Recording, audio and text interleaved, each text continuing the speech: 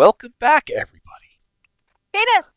Uh, You set a precedent, Waha! my friend. Oh god, the penguin's here! Quick! last we left, Mystic Mechanicus.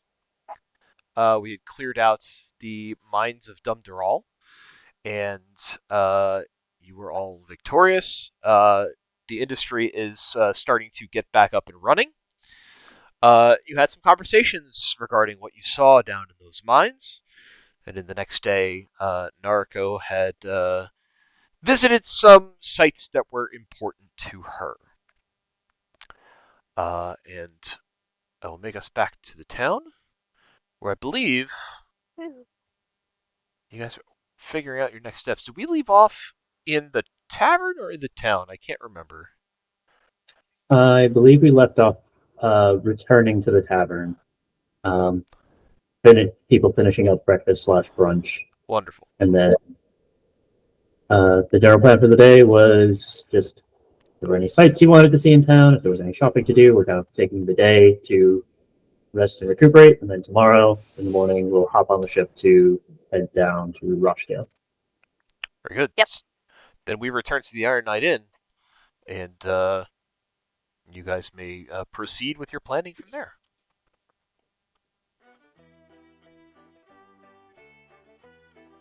I love the music. Every time. So, Jade is going to finish the strawberries with Red, and then see who wants to go, maybe find some things that we might need for the trip. Should we all go together, or does anyone else actually? I wouldn't mind taking a look at the wares. I'll Great! travel along too. This sounds wonderful. Okay, I'm good to go when everyone else is good to go. If everyone's good to go now, we can go now. Or we can wait. We don't have to. There's no rush for anything. It's not like we have to leave right this second. But I'm good. Stop talking. No time like the present, I always say. Sometimes, mostly never, just this once, probably never again. Yeah, I've never heard you say that before. Right, let's go. Okay. Yeah. Yes. Let's. Okay. Yes. We're going.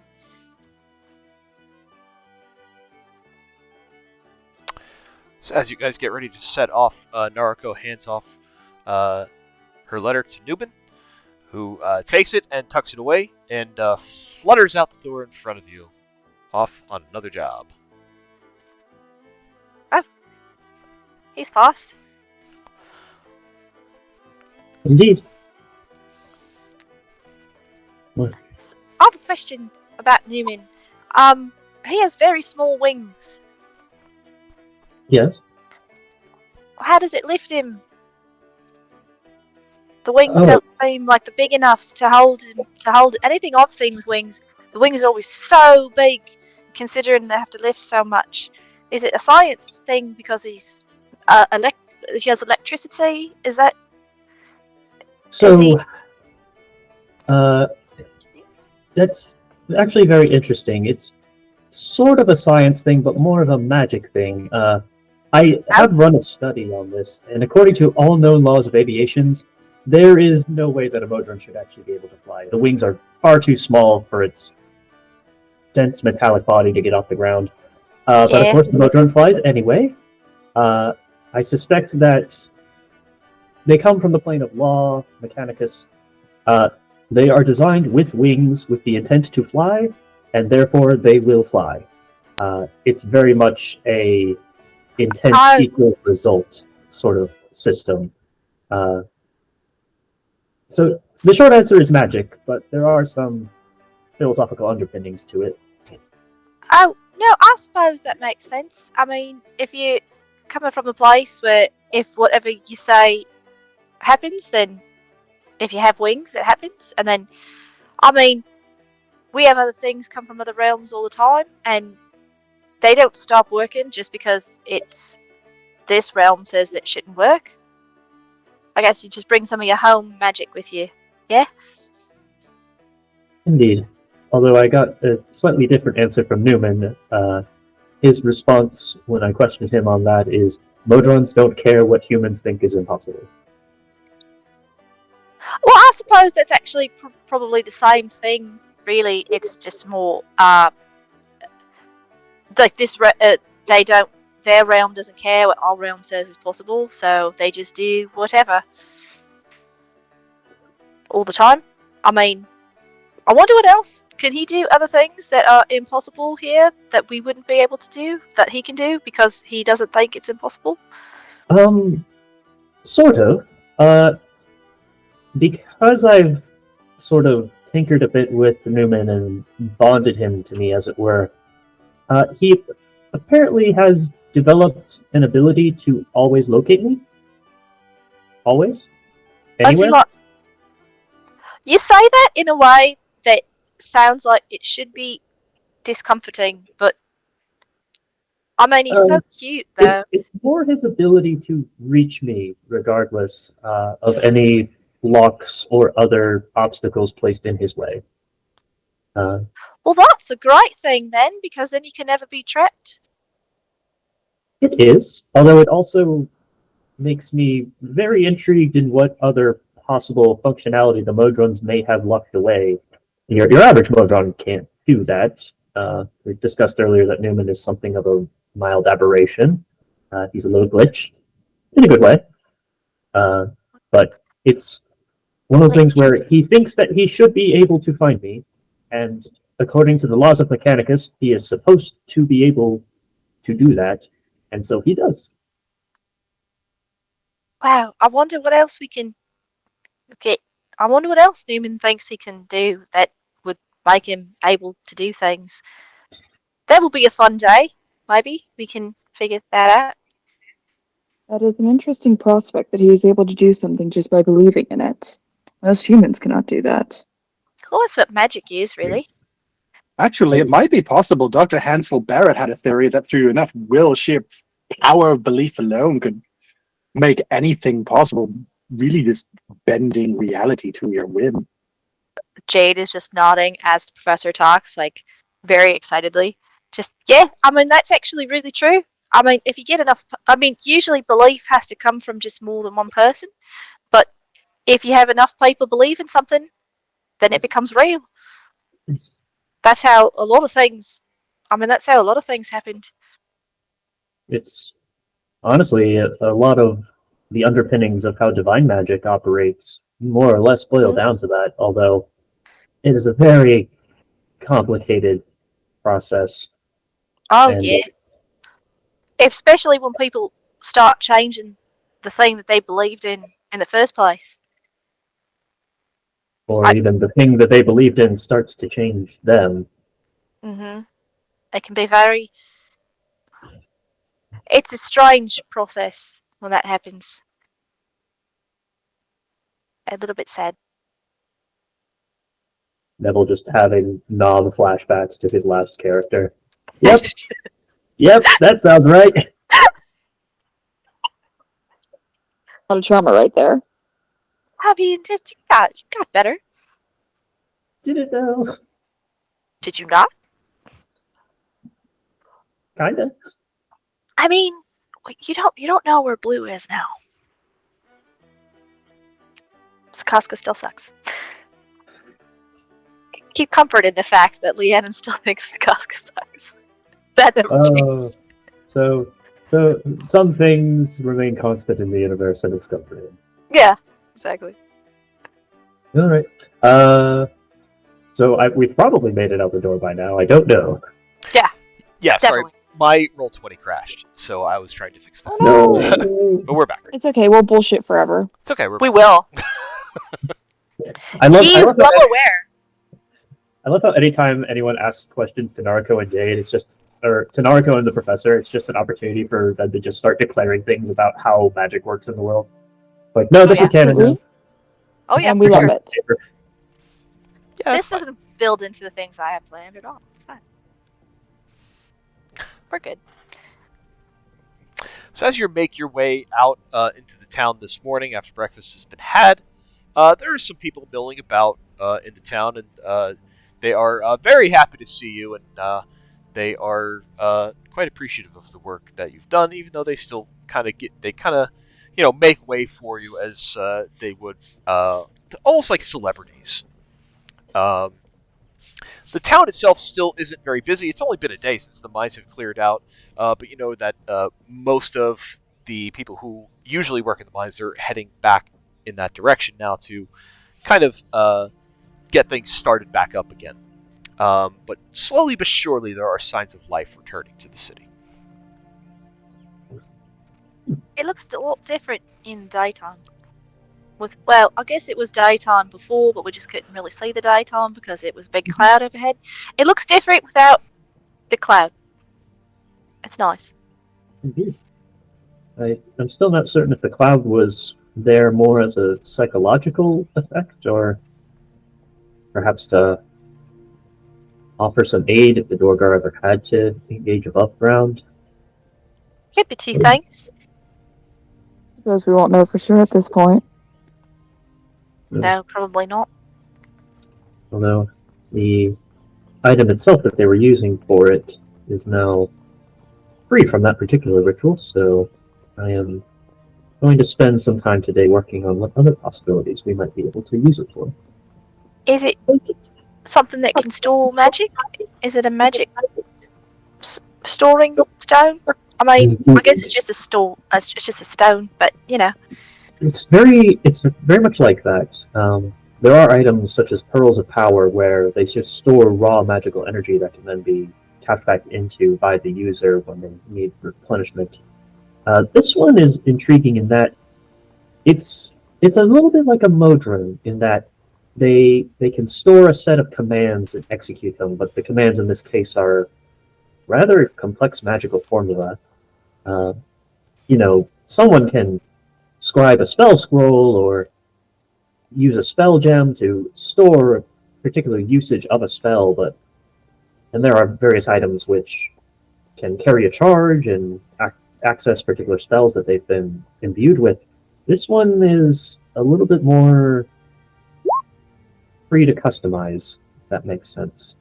It seems very, very modular, very, and also quite powerful. The level of spell that it was holding was far beyond what you could do with any sort of pearl or thing of that nature. So I'm quite excited to tinker with it. It's like a palimpsest. Like what?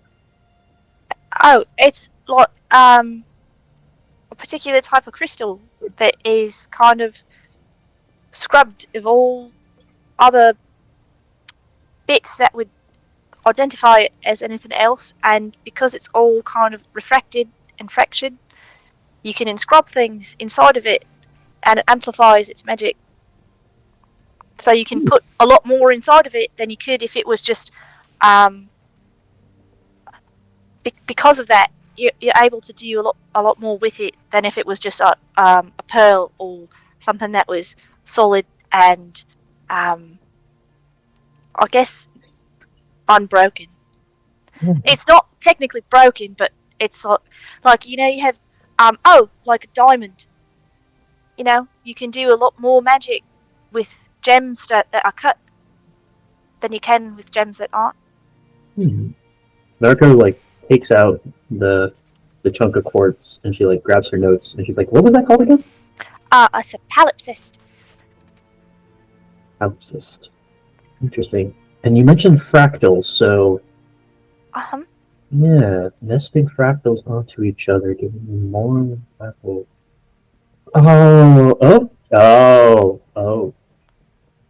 Oh, that's good. That's good. She is scribbling things down. Oh, did I help? Yes. This is going to help me in the conceptualization stage immensely. She just looks really excited that she said something smart. Eventually, Naruko will realize that she's standing in the middle of the road, furiously scribbling in her book, get self-conscious, and put it away and continue walking back to the market. Jade will follow with her. She definitely stopped when Naruko stopped. Heading, Steve, heading to the market then. Yes. yes. Continue. I'll move you to the map. Naruko, I know that you write a lot of letters. Do you write just outside of writing letters and contracts and things? Oh, do you mean like, well, I do a lot of writing as part of my research because I keep very meticulous notes and journals on such things. Or do you mean more like writing for pleasure, like the sorts of books that you were showing me? I guess either one. It's just you always have your book with you, and I'm always seeing you scribbling in it. And the professor's writing a book himself, and he takes notes too. So Oh. Well, I guess I should specify. I don't write with any sort of intent to have a publication letter. It's more just for my own use of keeping track of ideas and making sure that I've got proper schematics that I can review and work off of and make changes to down the line. I don't. I do use a lot of shorthand and such. It would probably make for very difficult writing. Sometimes when I send my personal notes back to the research division, I need to do a fair bit of editing to make sure it actually is comprehensible. Oh, I've never heard of shorthand language before. Oh, yes. It was a good exercise Mother taught me to be more efficient. You spend less time having to write it out and less time having to read it. We even worked on a couple systems together, like a secret code phrase for if we needed to hide sensitive information, things like that. Oh, so you have your own secret language with your mum? Yes, it was. That's nice.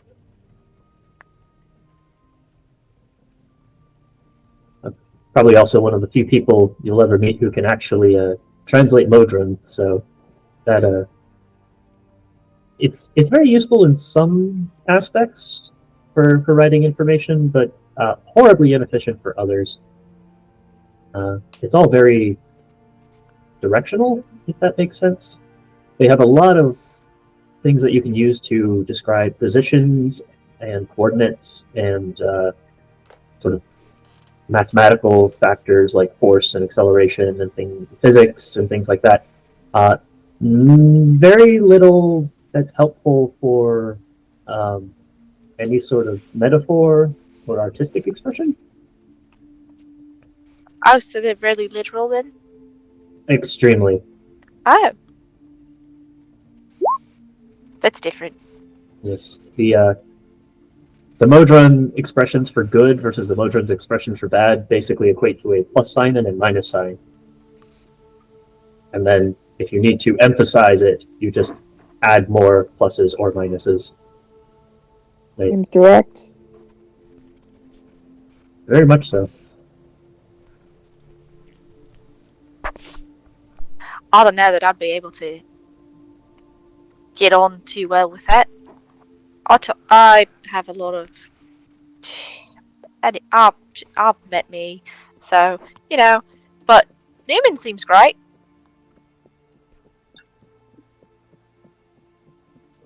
Go 22 history. How long ago was Dum Dorahl founded?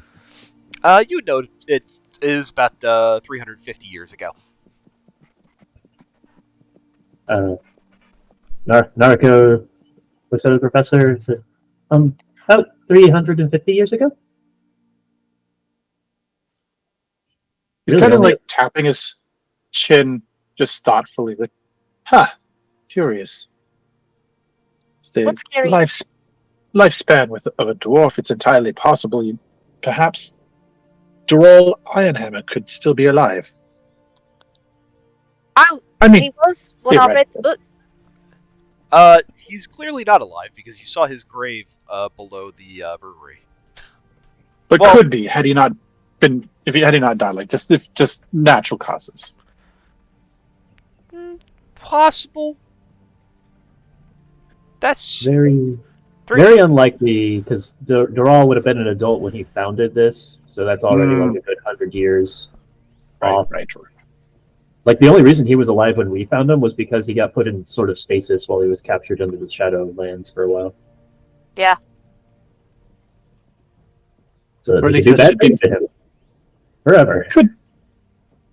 could be people who had met him. Guess it doesn't Oh, really matter. I always just like a good story to learn about a place. if he's the same Dorahl from the books, he would have met the Thorns of the Black Rose, and then he was around for a bit, and then I don't know what happened after that because the story stopped after they brought him upstairs. Oh. So then he didn't pass too long ago. Shame, I should have liked to have met this man. Why?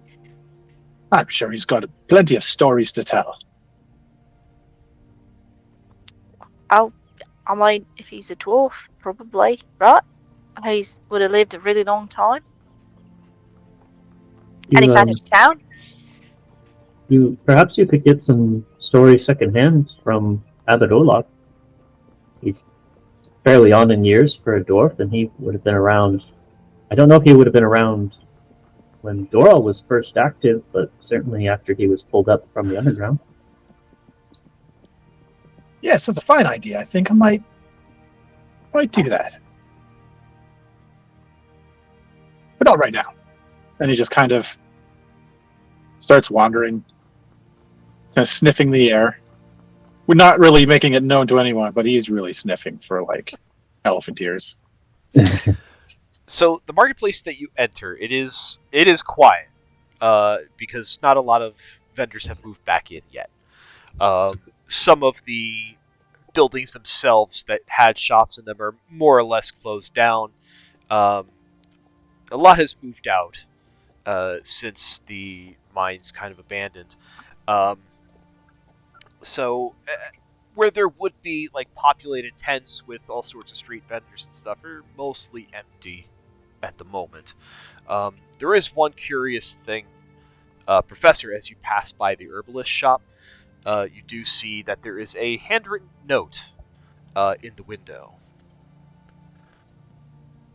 He will step right up and get really close to it and read over it, almost like close enough that he could kind of get a smell off of the parchment and see. Give me a perception check as you sniff. Yeah.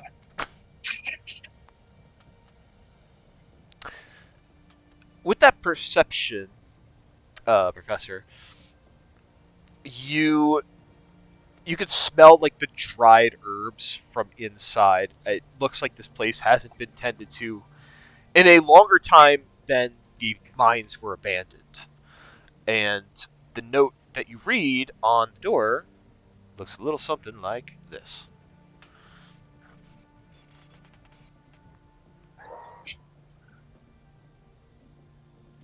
Wild domain at Prisma.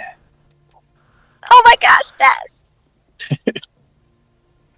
Can I roll something to just get any general information about like what Professor might glean about Prismere in general? I would say that would be an Arcana check.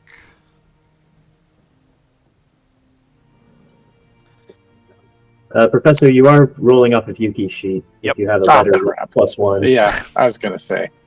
I say I think your Arcana is Sorry. higher than that. It's a +8. Yeah. Professor, you know that in the Feywild there are many different domains. So like the Feywild is kind of like an all-encompassing place. It's an all-encompassing term, but there are many different domains within the Feywild itself.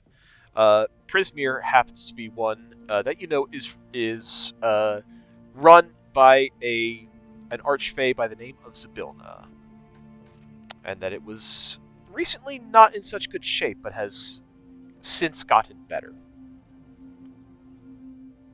He just kind of, without like pulling the note down, he just sort of taps on it, like almost knowingly. Like, Frismere, undergone recent renovations, I suppose. I wonder if Bess has anything to do with it. Who's Bess? I can normally assume the proprietor of this shop. And he kind of looks up at it. Is there like a sign that says herbalism on it or anything? Yeah, there's just a simple sign that says herbalist. It's like a wooden sign that's painted on with eco-friendly paint, and it's all like swirly. It's very hippie.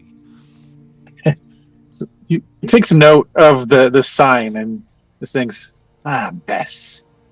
Very artistic, but not very creative. Curious that.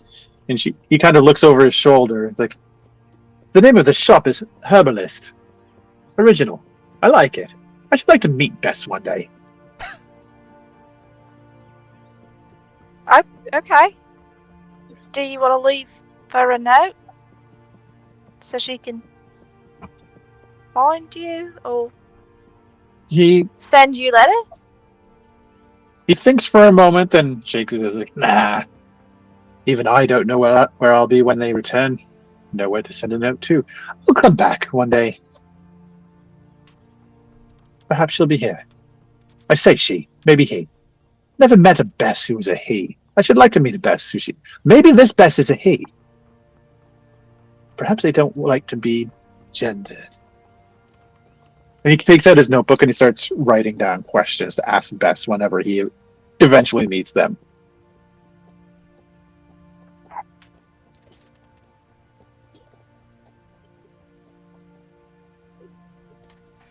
Okay.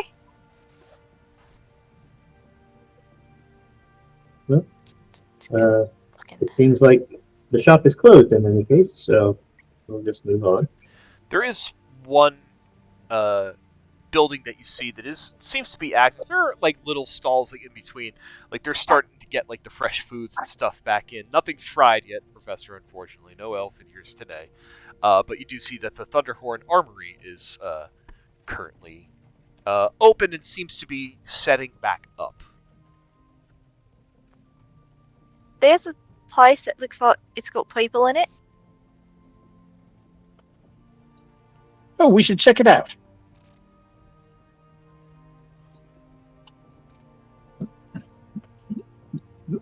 I like how you're taking like just trips around the map. Just taking a long way around.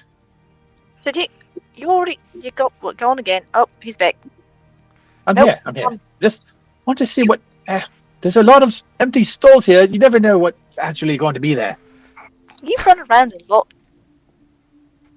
Oh, you got to keep active, stay fit, get my steps in. Your steps? Yeah, he kind of like jogs on the spot. It's how I keep so svelte after 250 years. Oh, I just thought it was because you were a fox.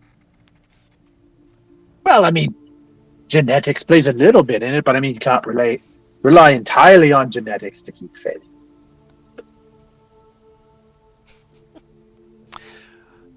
So Please, Jade, ask what genetics is, so we can add that to the Yeah. list of She topics looks discussed today. she looks very confused by that, and she's just going to say, "So you can't.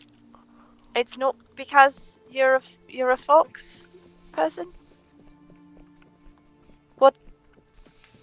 I don't understand genetics to know what that means.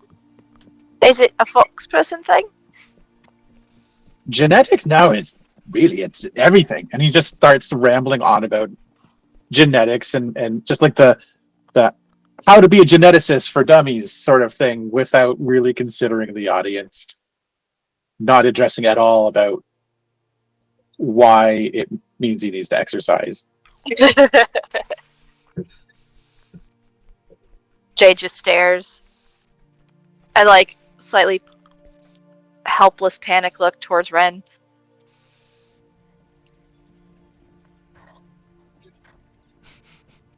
Ren was like slowly angling his head around the corner, trying to look around at what you guys are getting into.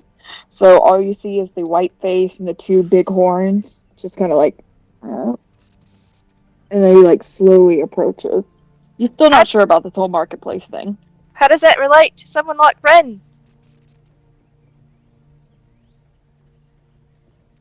Well, that's a very good question. Without actually being able to run any tests on Ren and without actually remembering her parentage, it's hard to tell. Although, it'd be curious to know if one of your parents had a face or not. Is having a face a dominant or a recessive allele? Ren doesn't remember, not even a little bit.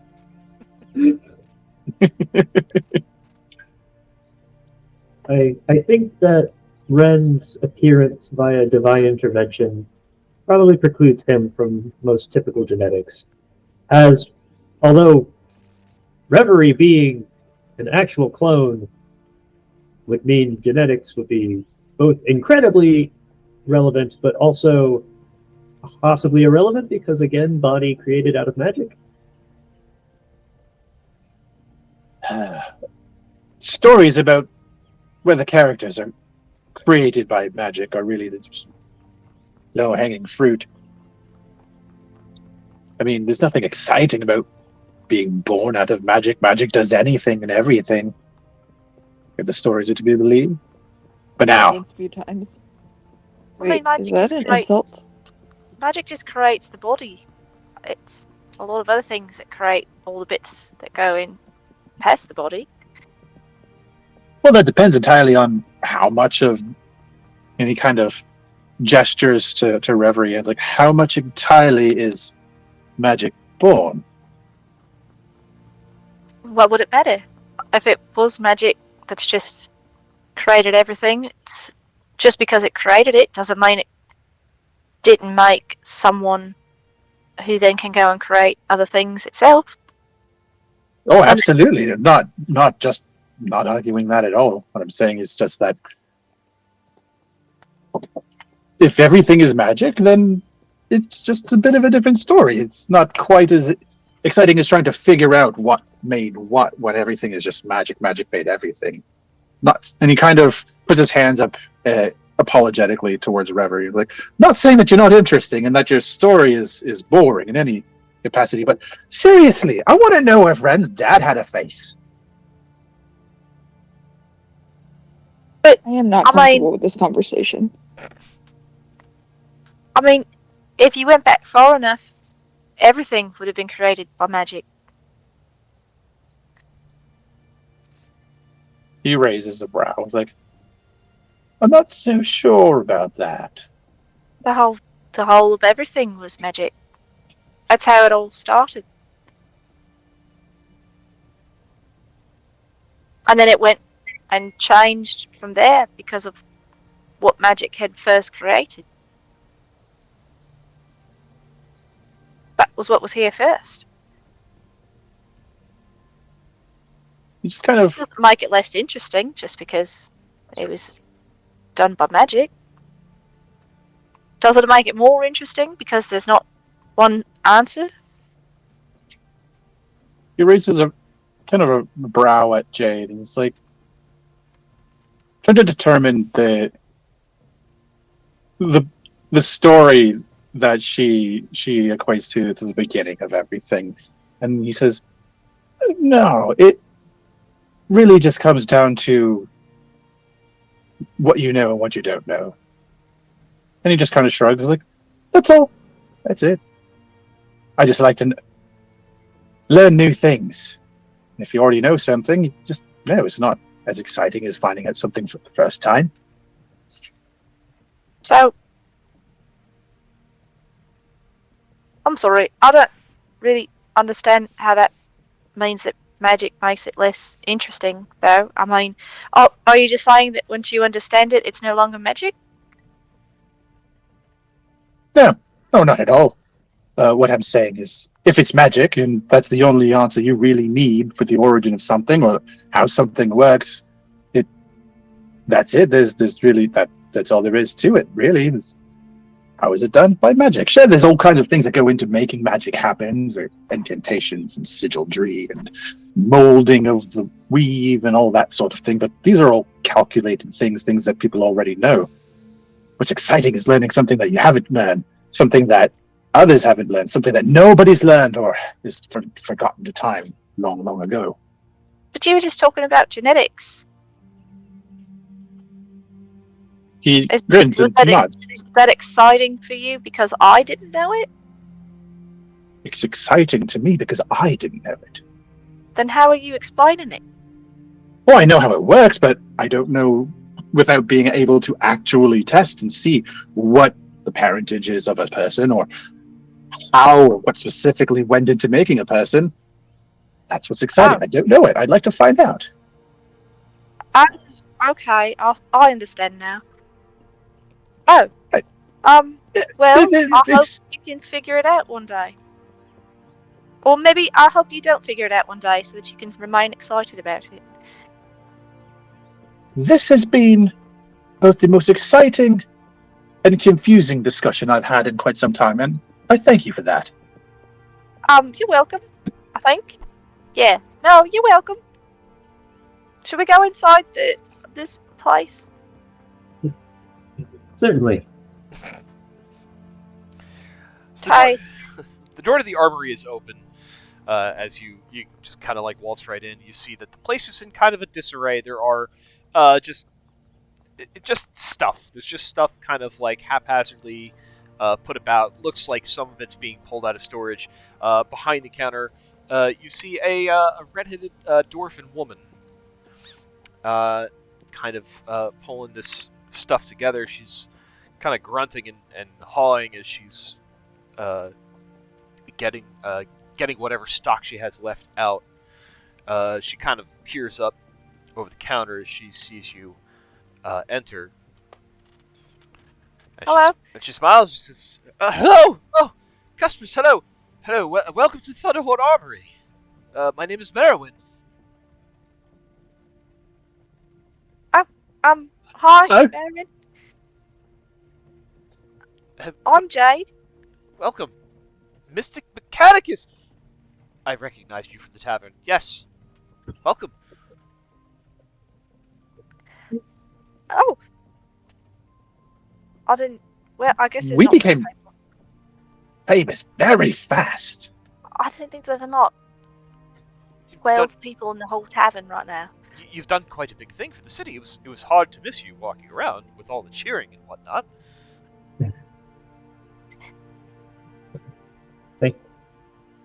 We appreciate your thanks. Yes, it was a rather not really going to sugarcoat it. A little bit brutal down there in the mines, trying to get things back in order. Yes. And so when we heard the shops were opening back up, we were very keen to see what sort of armaments or arms you had available here. Well, not much to go around. I had to sell whatever I could to try to keep afloat while the mines were down and while there wasn't traffic coming through the city. The market being open is really kind of a low bar right now. As you can see, it's really just me and some of the people out there trying to sell food again, which is good. But it will take some time for things to build back up to the way they used to be, for sure. I do have a couple of things in stock, though. Not my best stock, but I'm happy to try to get you whatever I can. Well, that's nice of you. I do have some adventuring supplies in stock. None of it is particularly powerful, but it would be useful nonetheless. Useful is always good. By all means. What is this more interesting stock that you managed to keep hold of? I'm curious. Well, like I said, I'm afraid it's not much. She pulls out a piece of armor that is not entirely finished. To the point to where like she would be able to kind of, fashion it and customize it to whoever decides to take this thing. Um, she pulls out this armor that kind of looks like it has like almost like designs of like waves and like marine life and stuff on it. She kind of hefts it on top of the counter and she says, "This is probably the best thing I have left. This is called Mariner's Armor. Um, it allows you to swim better while you're wearing it."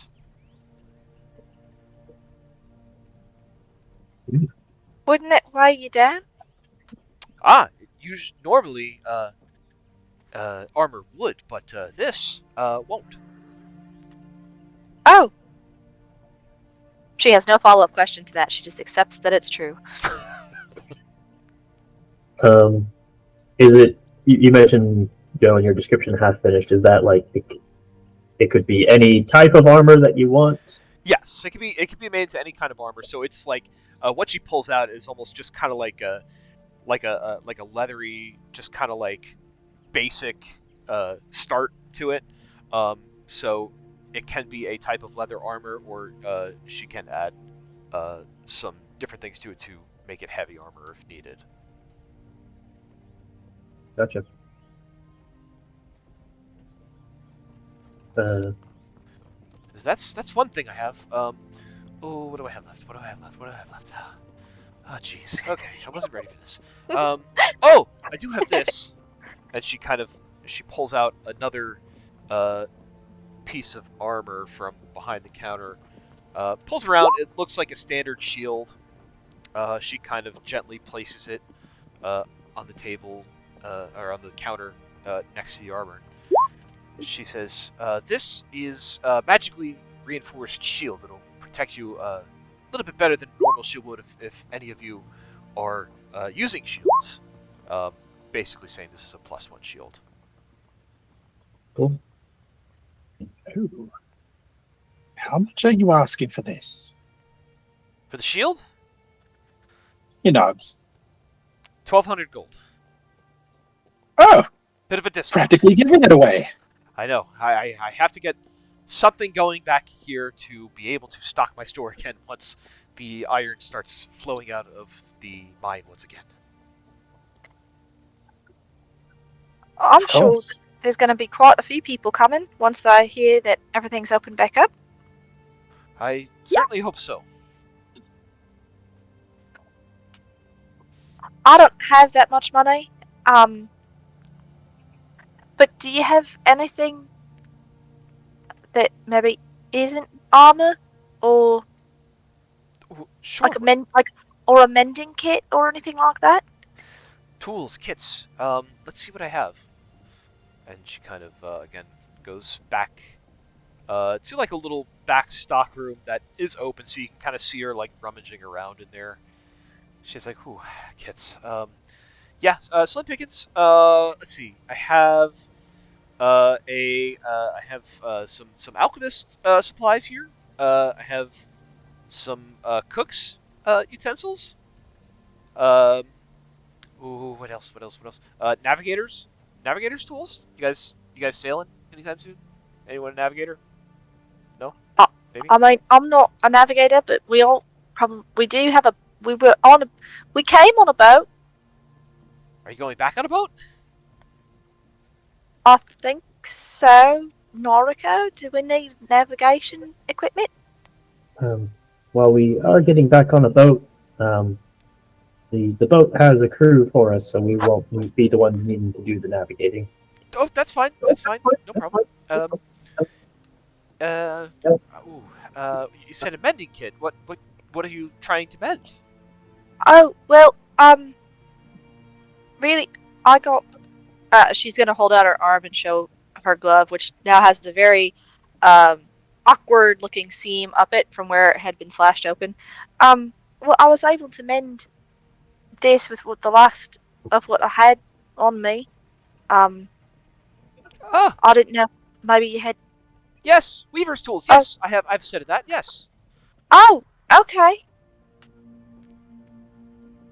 I have weaver's How? tools and I have carpenter's tools.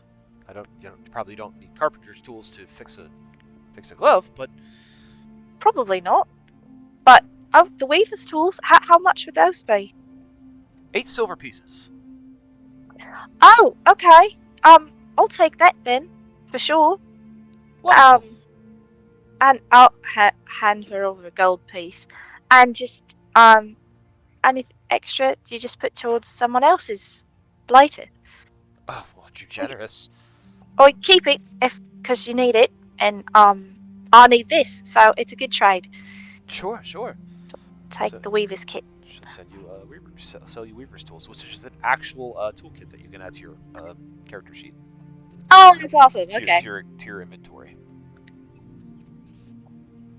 weaver's tools.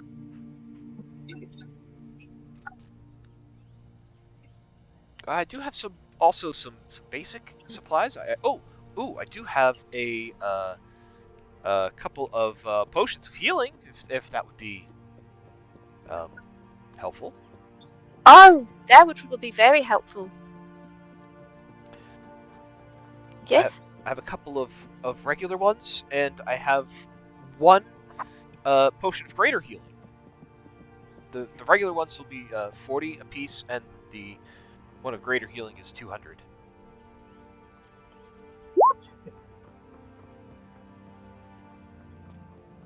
I don't have enough for any of that on my own, but I'd be happy to pitch in and get one of the regular healing potions so that we have one at least. Does anyone want to go halvesies?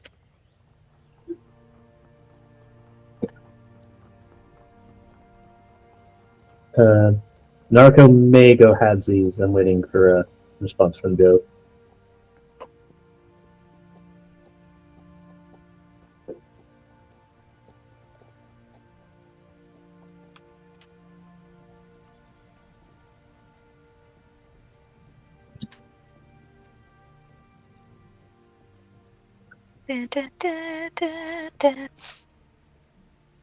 Cool. Yeah, Narco will pitch in. How much does she need to contribute for the potion? Jade only has 20 gold. Okay, how much is the... I missed how much the potion was in total. Potion of greater healing is 200. She has one.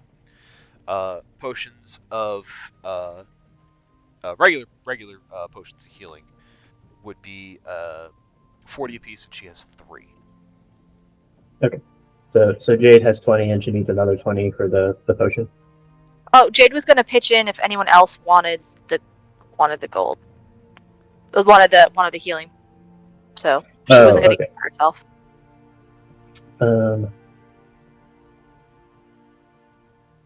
Narco is kind of sticking on the frugal side at the moment. So she's not going to go for the healing potion just right now. She is, however, picking through various bits of scrap metal laying around. She seems to be getting a little bit of a grin on her face as she realizes what she's got to work with. And she kind of comes over with a little box full of all of these bits of copper and iron, and she's like, I could make use of this. How much would this be? For the scrap, gold and silver. Narco's eyes just go wide a bit, and she's like, really? Do you have more of this? This is just the one box I picked up out of. Sure. So she'll kind of show you to a little bit of like in the back room where there's like the bits of iron that kind of fall off when you're like iron cutting and you're like shaping items down. So it is kind of like the scraps and bits of iron that are around they're around like an anvil, around whatever other cutting mechanism she uses for the iron. And she says you can take as much as you like in a silver piece of box. Narco seems a little bit giddy, and she says, I'll take 5. Sure. Yeah, great. Yeah. Or actually, 1, 2, 3, 4, 5, 6. Miscounted. She will take 6 boxes. 6 is good.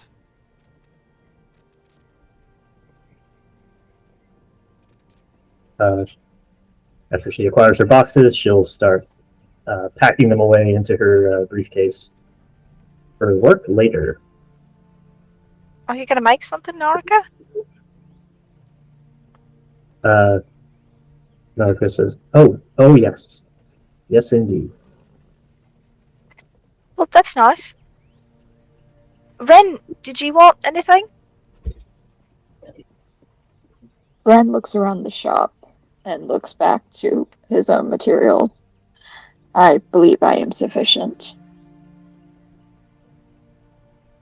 Okay. What about you, Professor?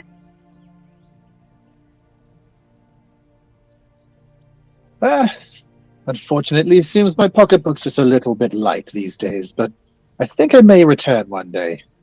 He kind of looks at Merwin, Merwin. and Merwin, and he smiles warmly and just says, "You look like the type of person who cares deeply for the work that you do, and I should like to participate in that and own a small piece of your artistry one day. Today's probably not the day. I don't have the funds for any of your finer works, but I will be back, so long as you're here."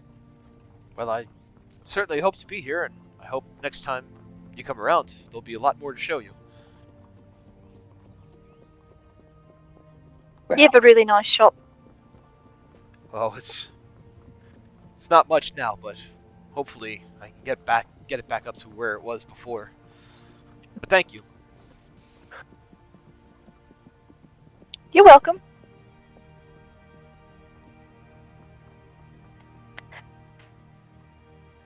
Alrighty. Party too poor to buy cool things just yet? Just a little bit. But we met a friend, and more importantly, Narco has a lot of boxes of scrap iron, and he's going to do stuff with that. So, Very good. alright. As you exit the shop, Narco turns to the paints and says, "Well, I guess that's pretty much it for shopping availability for the moment." Yeah, it doesn't look like there's much else to be done here for now. You probably keep an eye out for opportunities to add to the coin purse going forward. certainly wouldn't hurt. Actually, I wouldn't hurt to put it out there. And he turns to Marwin and he says, "There isn't anything you need, is there?" She kind of takes a breath as she thinks. And she says, I need the Miners Guild to come back so they can mine that ore so I can buy the ore so that I can make more stuff with it. And with Return that, of the hopefully, Miners Guild. the people will come. He nods and says, "All right. Well, if there's something you need outside of the Miners Guild, let us know. We may not be able to purchase things with gold, but services rendered where I come from are worth as much sometimes. So if you need something and are willing to trade, as long as we're around, I'm sure we'd be more than happy to help out." What kind of services? Oh, the sky's the limit. I mean, we just emptied your mines of the Duragar. If you use your imagination. I help clean up things mostly. I can call the lightning from the very sky. You got struck by lightning. Please Yeah, do I not called do it that down. again. I think I could- you just stood there with a metal bit.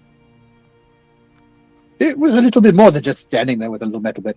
If you need lightning, he kind of does this thumbs to chest sort of thing. I'm your man. Ren is behind him, shaking his head silently. What? I did. I called the lightning. I am not healing you again. It's fine. I can do it myself this time. Well, I'm good. Thank you very much Marwin, for this, and she holds up her little weaver's kit. I really appreciate it. I hope it treats you well, darling. Thank you. And she just scoot herself out the door while the professor talks about calling the lightning.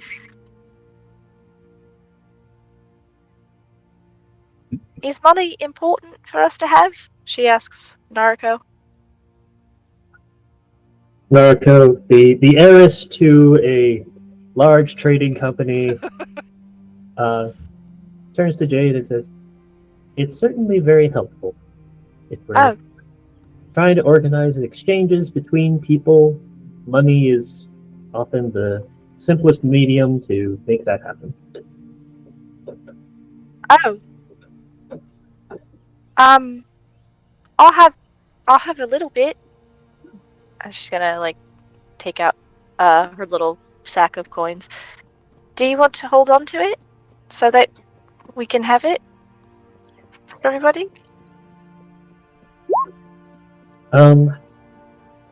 So what I had done so far was I took the 500 gold from the Sentinels and sort of set that aside as a group fund for expenses that affect all of us.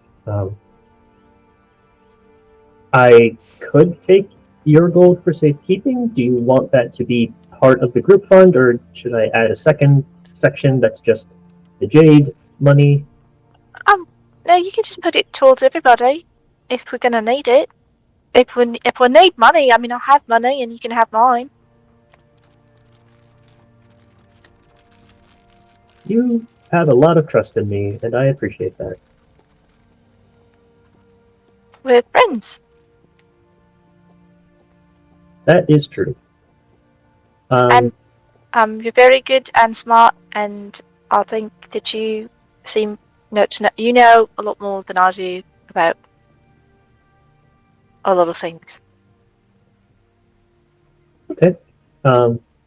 Then that's what you want to have done with your bit of money. I will put it with the group funds, and should there be a time where you need to split off from us for a time, please don't forget to, remind me of returning a suitable amount back to you for your own usage. Oh, sure. I mean, I don't really need much, so it's better for the group to have it so that we can get things if we need things to have. Okay. All right, Jade, how many gold coins are you giving? 20. That's all she's got. Cool. Party funds updated. We now have 520. Big spenders. Level 2. Other things that we should do to get more money? I mean, Gregory and I, we got a little bit of money, but it was mostly just the trip over when we were coming here. Should we try to take things for someone, or? If that's how you'd like to spend your day, I actually had an idea on how I might be able to get us a little bit more money. But that's gonna require me to do some tinkering throughout probably most of the rest of today. So I was going to head back to our tavern room and get a head start on that. Oh, sure. Do you need help with it, or? Oh, no, it's mostly going to be me taking this scrap and doing some very what's the word I'm looking for? It's going to be a lot of small detail work. Oh, okay. Well, I will see if I can find anything else that could get us. I don't think we're going to find a lot of money here because most people need money here, so we're probably not going to be able to sell anything or do many things for people. But I will try to figure out something we can do while we're not here. When we leave from here tomorrow, maybe there will be a thing. I mean, if we help Dum Dorahl get back into a better space, by all means, just take some time and enjoy the town, what the town has to offer. Uh, it was just something that we could keep an eye out for, is that Oh, okay. the chance to earn favors or gold or anything like that helps keep us supplied going forward. Well, favours I can do. Really? Well, I have I have a lot of work to get started, so Okay.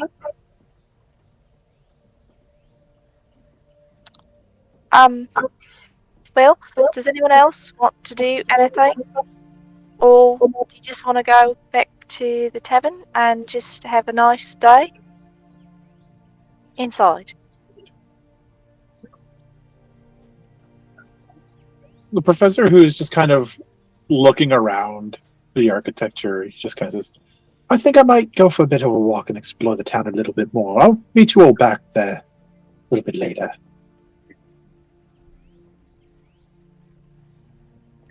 Okay.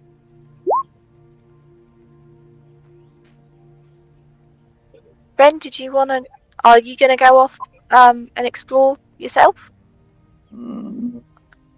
No, I believe I will return to the quiet of the tavern. Okay. Mm. I'll probably come to the tavern too.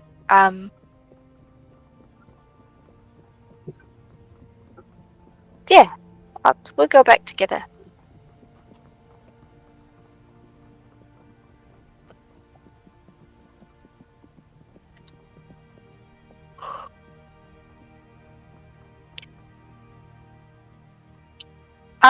What do you think we can do for money, Ren?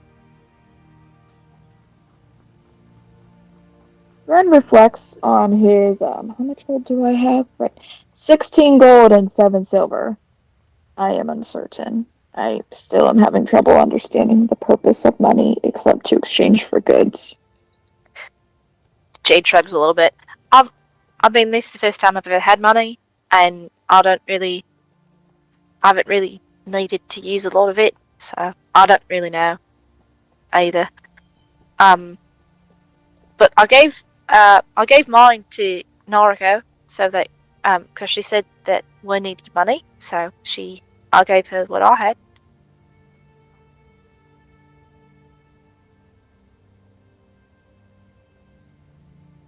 I'm not really sure how to make more though. I mean, the only time I've ever made any extra money was when Reverie and we signed on to take silks to Crystal Cove, but it was more of a they give us a little bit of money, and then we got a free travel across the free travel across. That seems like a wise use of time and abilities. Ren wrinkles up his nose, trying to think.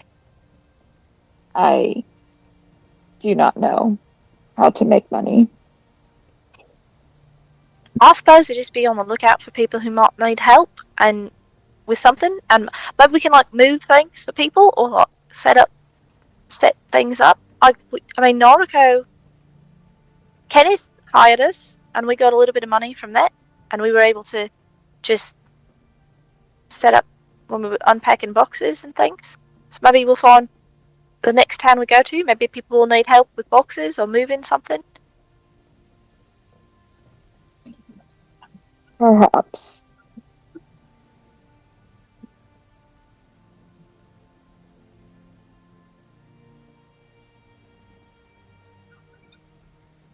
We'll find out. Digital dice Indeed. are not cooperating. Digital dice hate Narco right now. Little bit.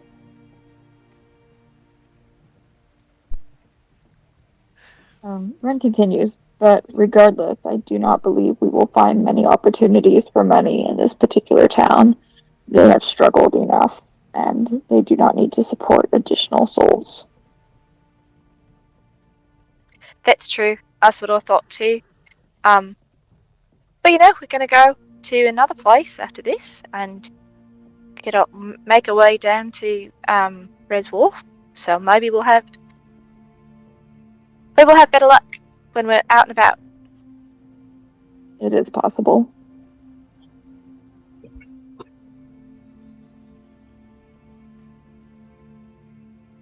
So from what I hear, the majority of you are heading back to the tavern while Professor is walking about. Sounds like Yep. us. All right.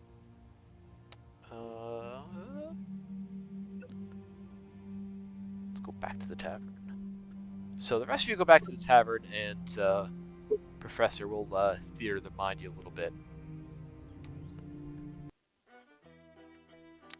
So as the group of you return to the tavern, settle into your various activities, we'll start with Professor. What is it that you are doing as you are kind of walking about the town?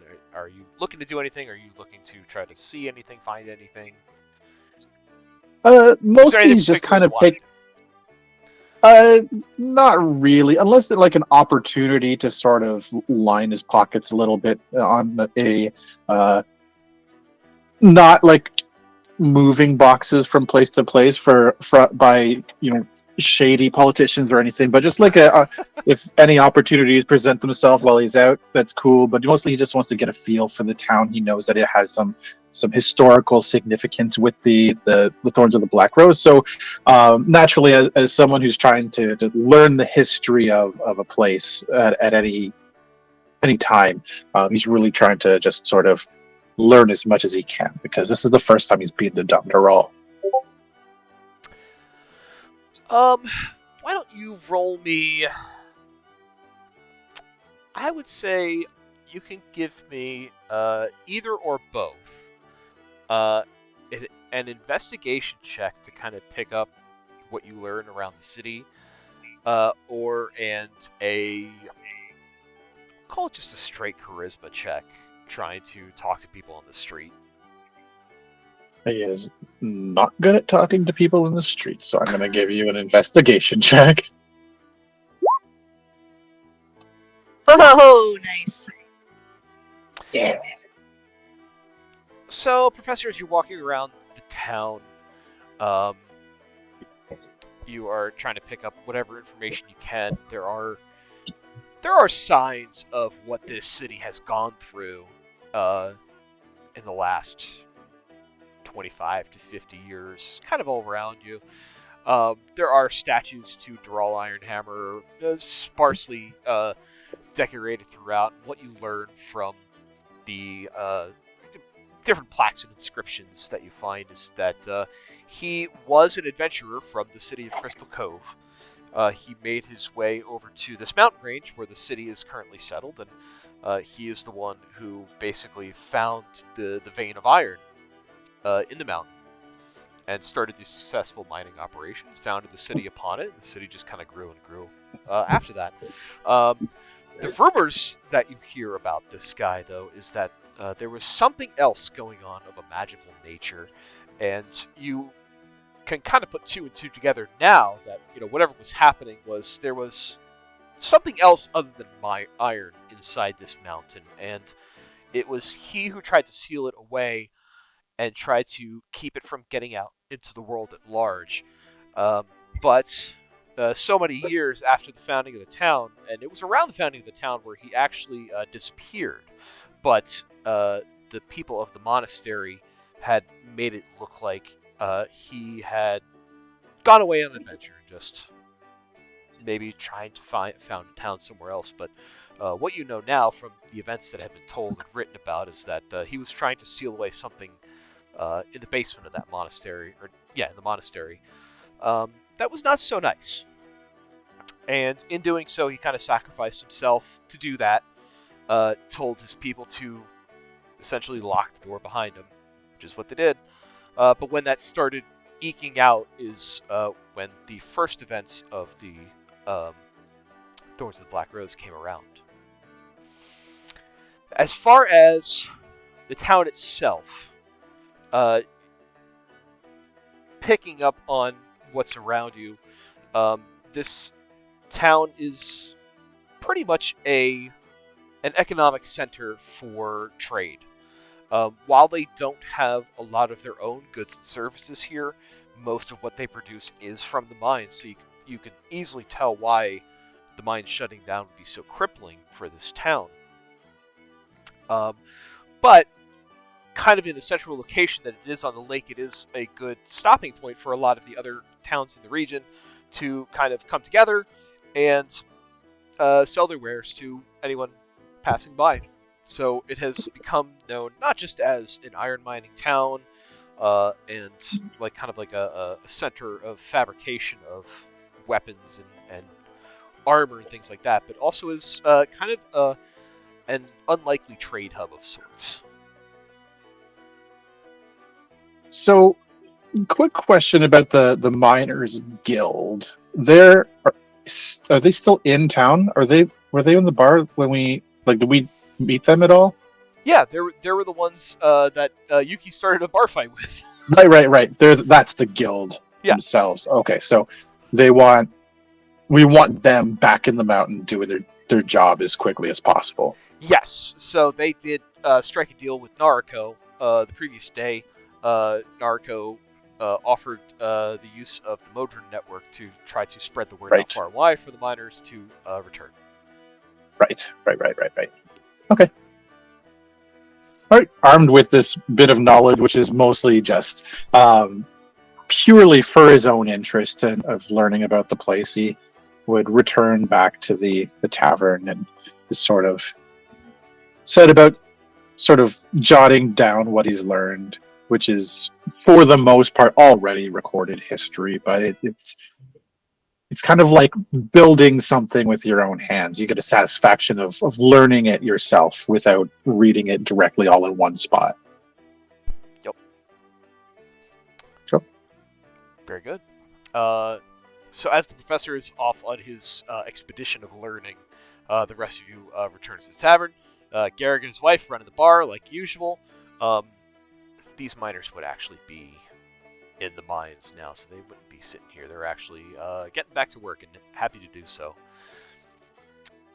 So the rest of you enter and are kind of up to you to what you guys would like to do while you're here.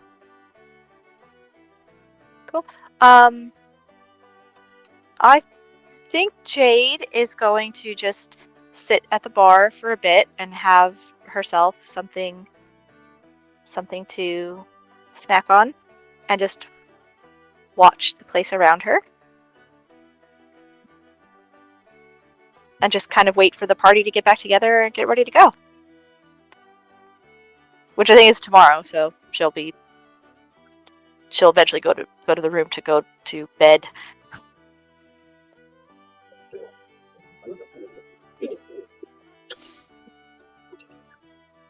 Ren is actually going to try the advice he was given to try meditating. He doesn't remember how to meditate or anything, but they said that might help him get his memories back, so he's gonna try that. Okay. So what does Ren do to prepare to meditate? He tries to settle himself into a quiet area. He folds his legs under himself. He sits there. He kind of moves his hands around trying to figure out what he's supposed to do with his hands, and he can't quite decide what he's supposed to do with that, so he just puts them on like the stand or the table that's around him so they have something to do, and he tries to close his eyes and not think of anything. It's hard because he's normally thinking of something. Is there anything, I know you said Ren's not thinking of anything, but is there anything that Ren is focusing on? Is there anything that Ren is looking to maybe get any kind of answer or insight into? He doesn't even know where to start. He's just trying this like a shot in the dark. Alright. What do we use for a meditation check? I have no idea. I can't wait till you come up with that. Insight? Yeah, insight feels good. Okay. Yeah, let's go with Sounds insight. great. Awesome. Ooh, his insight's actually pretty good. Hey, Ren, focus. Okay, that's on par for how we've been rolling tonight. So, Red, you sit there and Cool. meditate. Uh, we'll call this occurring over the period of a short rest, maybe about an hour or so. Sounds great. You sit there and you meditate, and you kind of let your mind drift. Who you are, where you came from, things like that. These thoughts drifting into your mind. Why some things feel so familiar to you, and others not so much. And in kind of a bit of almost like a hallucinatory kind of dream, you for a moment find yourself standing in the middle of a workshop. It is kind of dark in here, but there is just enough light so that you can kind of see around you and move about the space. There are several tables that are set up with beakers and vials, and there are herbs all around you drying on the wall. You can kind of smell a sort of like incense burning down here, but it's not really incense. It could be just part of the drying process for these herbs that are around you. You can hear the unmistakable sound of music coming from the floor above you, and it is live music, someone playing on a lute. And as you kind of look around the space, you see some of these beakers are starting to smoke a little bit, and you feel in your chest this feeling of urgency, like something is about to get ruined and I need to fix that. And you kind of step forward, you reach out to grab this beaker that's smoking, and as you reach out for it, your hand kind of passes right through it. And it's at that point where you kind of come back into your own body. Ren will blink a few times as he tries to reorient himself. Did that room feel familiar to him? It definitely felt like you've been there before. Okay. There is another sound as you kind of come to that you realize you were hearing in that space, and it sounded like there was like, oh, what's the word for it? Like harpsichord, calliope music coming from a potted plant? Seems kind of strange.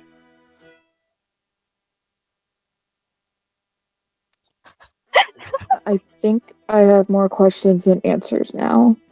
That was not helpful.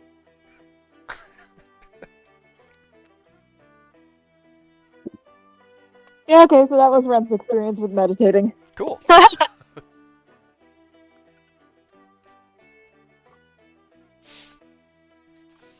Narco, anything you'd like to be doing in this time?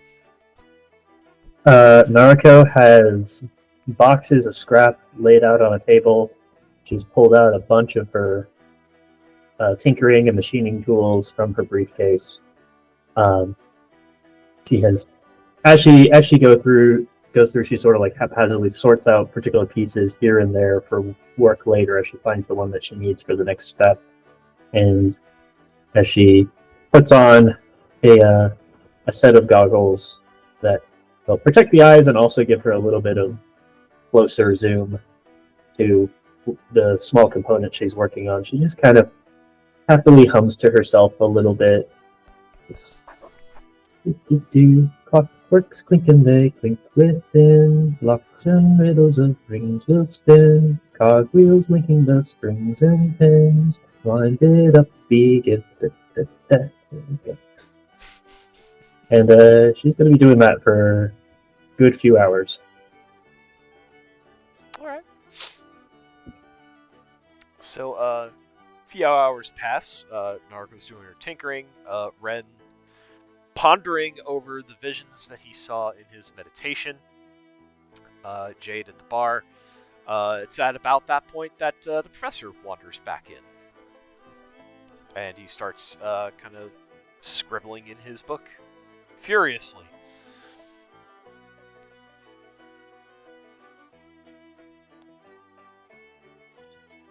Is it documented that it was a beholder that was underneath this town, or is it just that there was something being held there? I think that depends on. Well, no. No, it would be. No, it would be documented. I think Okay. because Dorahl would tell the story to those in the monastery, and then little by little, it's like, hey, guess what I heard? Guess what was under there the whole time? You know, like don't tell anybody kind of deal. But it's one of those secrets that everybody knows.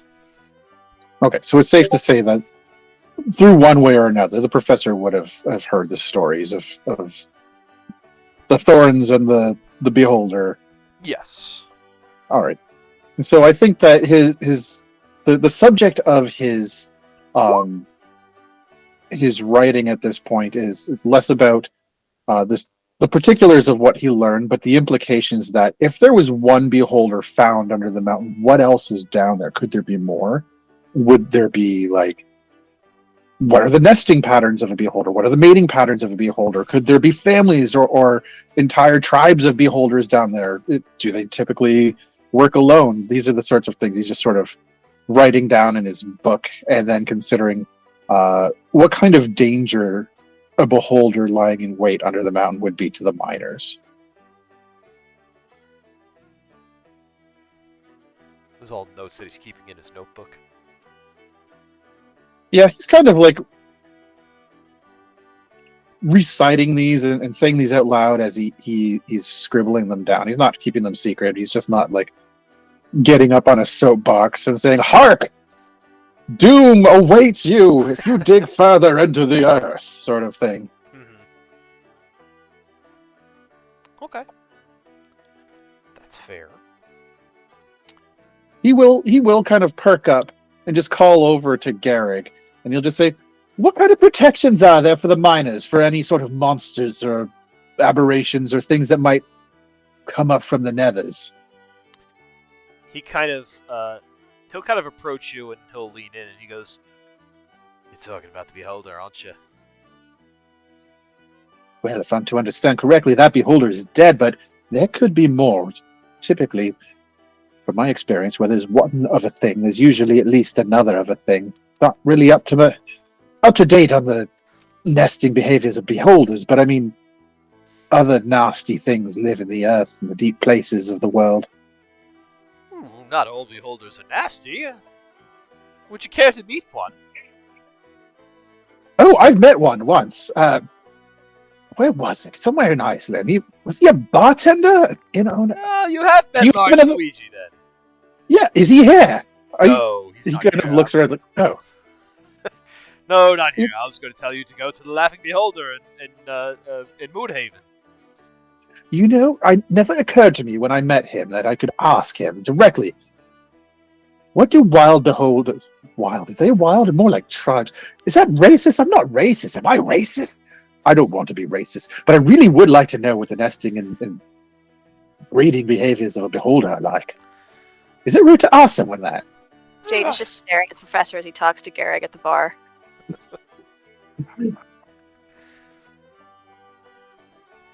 Lars Luigi is kind of a glutton for intelligence. It actually reminds me a little bit of yourself, honestly. I'm sure he'd be happy to answer any questions you might have, as long as you're respectful, but, ignorance, as long as it comes honestly, it won't be punished, I'm sure. He kind of works his mouth a little bit and he thinks lets a smirk kind of pull at the corners of his lips, and he's like, Garrick, you're an intelligent man yourself. I like you. That's a really great idea. When I return there, I'm going to ask. I mean, what better way to research a subject than to ask someone at the heart of the subject? Really, it's the mouth of the horse's mouth, beholder's mouth. He kind of wriggles up his nose and rambles a little bit. Well, he's got a mouth. It's the eyes you gotta watch out for. Yeah, that's the thing. That's what really keeps people in line, I think. But he seemed nice enough. Perhaps I should buy him a no, buying him a drink and owns an establishment where he serves drinks. What would a beholder who really found success for himself among the people want? Huh.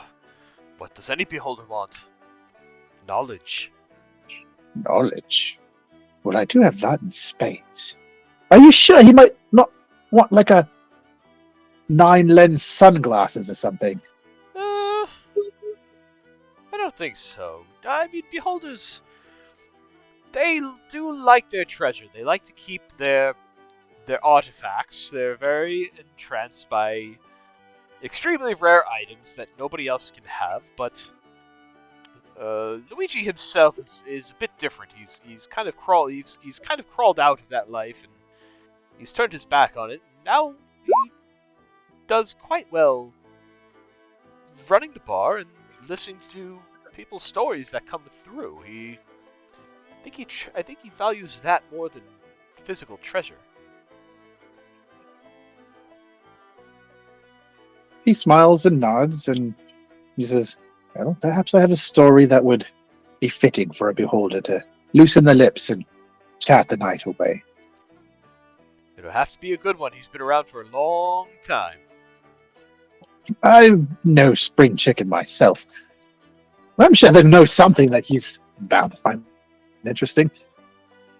And he kind of like flips to a new page and he just scribbles a title like Stories for Beholders. At any rate, the mines were completely separate from what was beneath the monastery. Kind of a thing that they have where they know where not to dig. So they don't typically go near the monastery at all, so the miners should be quite safe.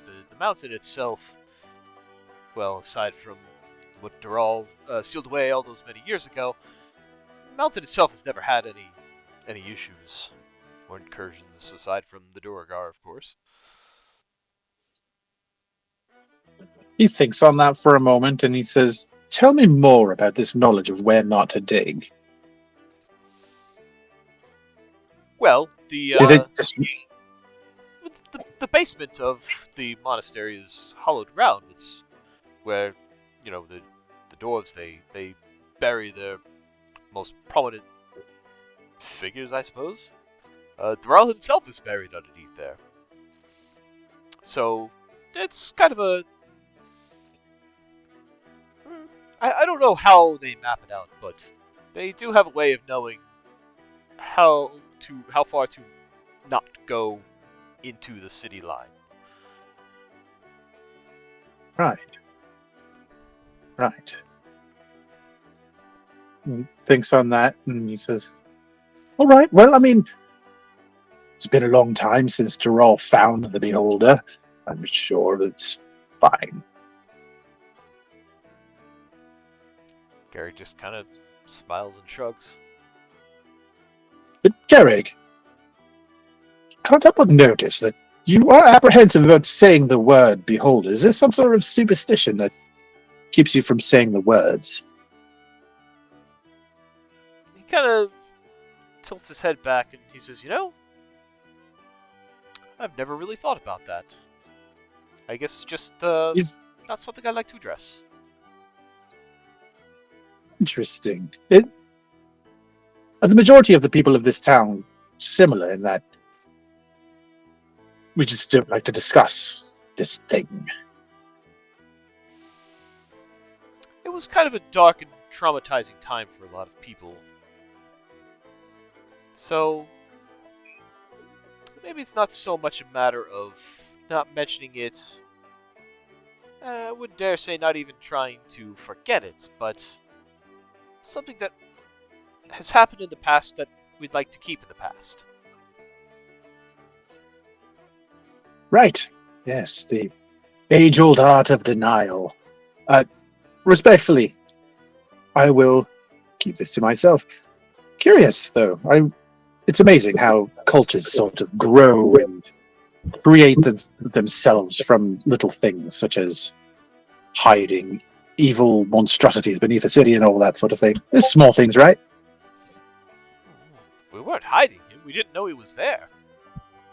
Oh, no, not you, not the people, of course. It's hidden from you, and yet we still don't talk about it. You know, perhaps something to consider is that in many places of the world, there is a saying that those who don't learn of the histories are doomed to repeat it. Perhaps it would be better to actually discuss these things, teach our children these things, and really let it be a lesson. What, You know, teach them not to hold up any beholders without telling anyone? he kind of smirks at that, like, precisely. And not necessarily beholders, but it seems to me, and I did not get the honor of meeting Dorahl personally, but it seems that his heart was in the right place, where he really tried to take it upon himself to protect the people and really not have the burden be put upon anybody else. You know, safety in numbers and strength. And they say that a burden shared is a burden halved. Something to learn, something to think about, something to ponder on. And as a culture, it seems that's not quite something that the people of Dum Dorahl have really thought much on entirely. See, Garrick shrugs it again, and he says, "What can I say? Paladin's gonna paladin." He laughs at that, and he nods knowingly. Paladins certainly are going to paladin.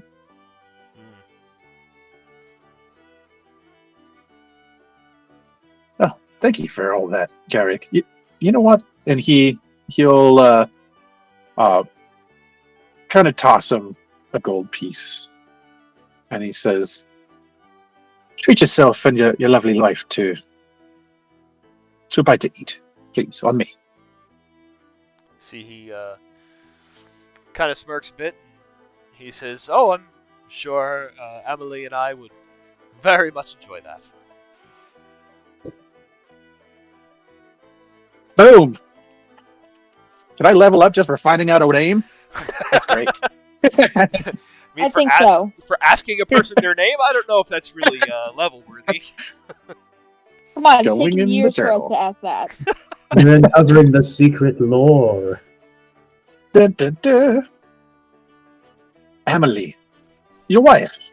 You know, for all this time, I was starting to think that your wife's name was Garrick's wife.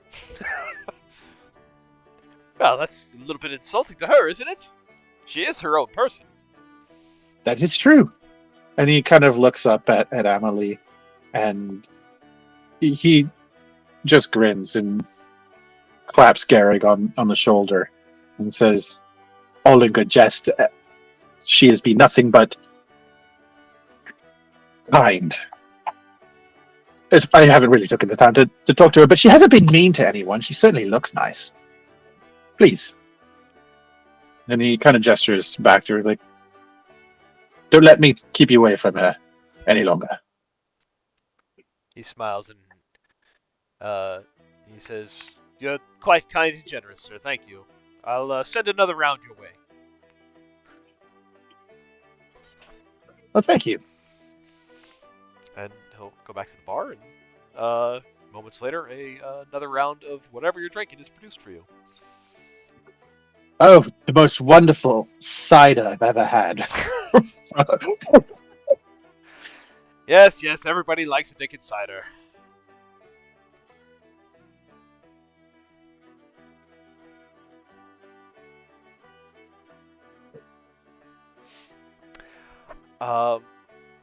So with that, the rest of the night is yours. The town is free to wander around, kind of as not as full of life as it usually is.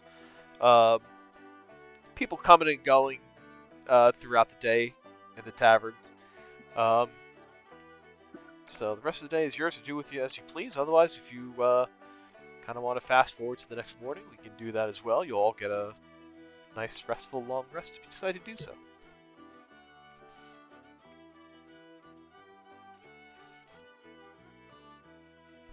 Narco will definitely be up into the late hours of the evening, working on her little clockwork projects before, but she will eventually turn in. The professor's gonna turn in as well, and he's you kind of pull one of the blankets off his bed and hand it to Jeffrey, and kind of pats the bed at the other end and say, "All right, Jeffrey, just you get your own blanket tonight. You kind of just hog them." And he pulls one for himself and lets Jeffrey get up and have his own space. Jeffrey looks back up at you, Professor, and you kind of get the feeling like your cheeks are starting to flush a little bit, and the impression that you get is that they're warm, and Jeffrey likes to be warm.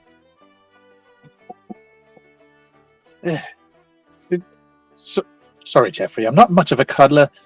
Just have the blanket. Jeffrey will nod, kind of toddle into the blanket, wrap himself up.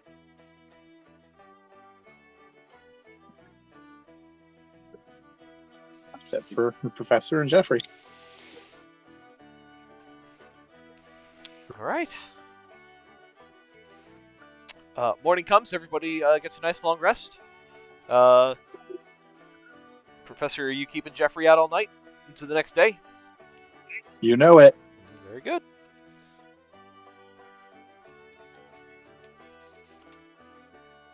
Is there a roll? Is there a roll? Oh, no roll necessary. He auto failed. Woo! Alright. Before heading out from town today, Joe, what's my grand total of finished products?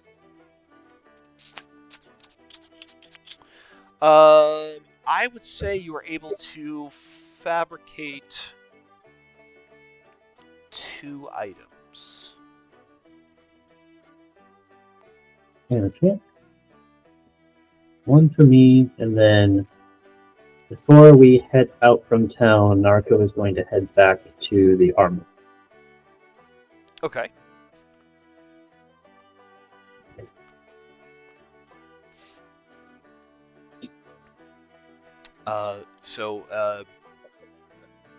In the morning, Merwin again has the armory open. The door is open. Things are starting to look a little bit more put together, even if there isn't any more stock yet. Is anyone accompanying Narco as she goes to the marketplace, or Narco, are you trying to go on your own?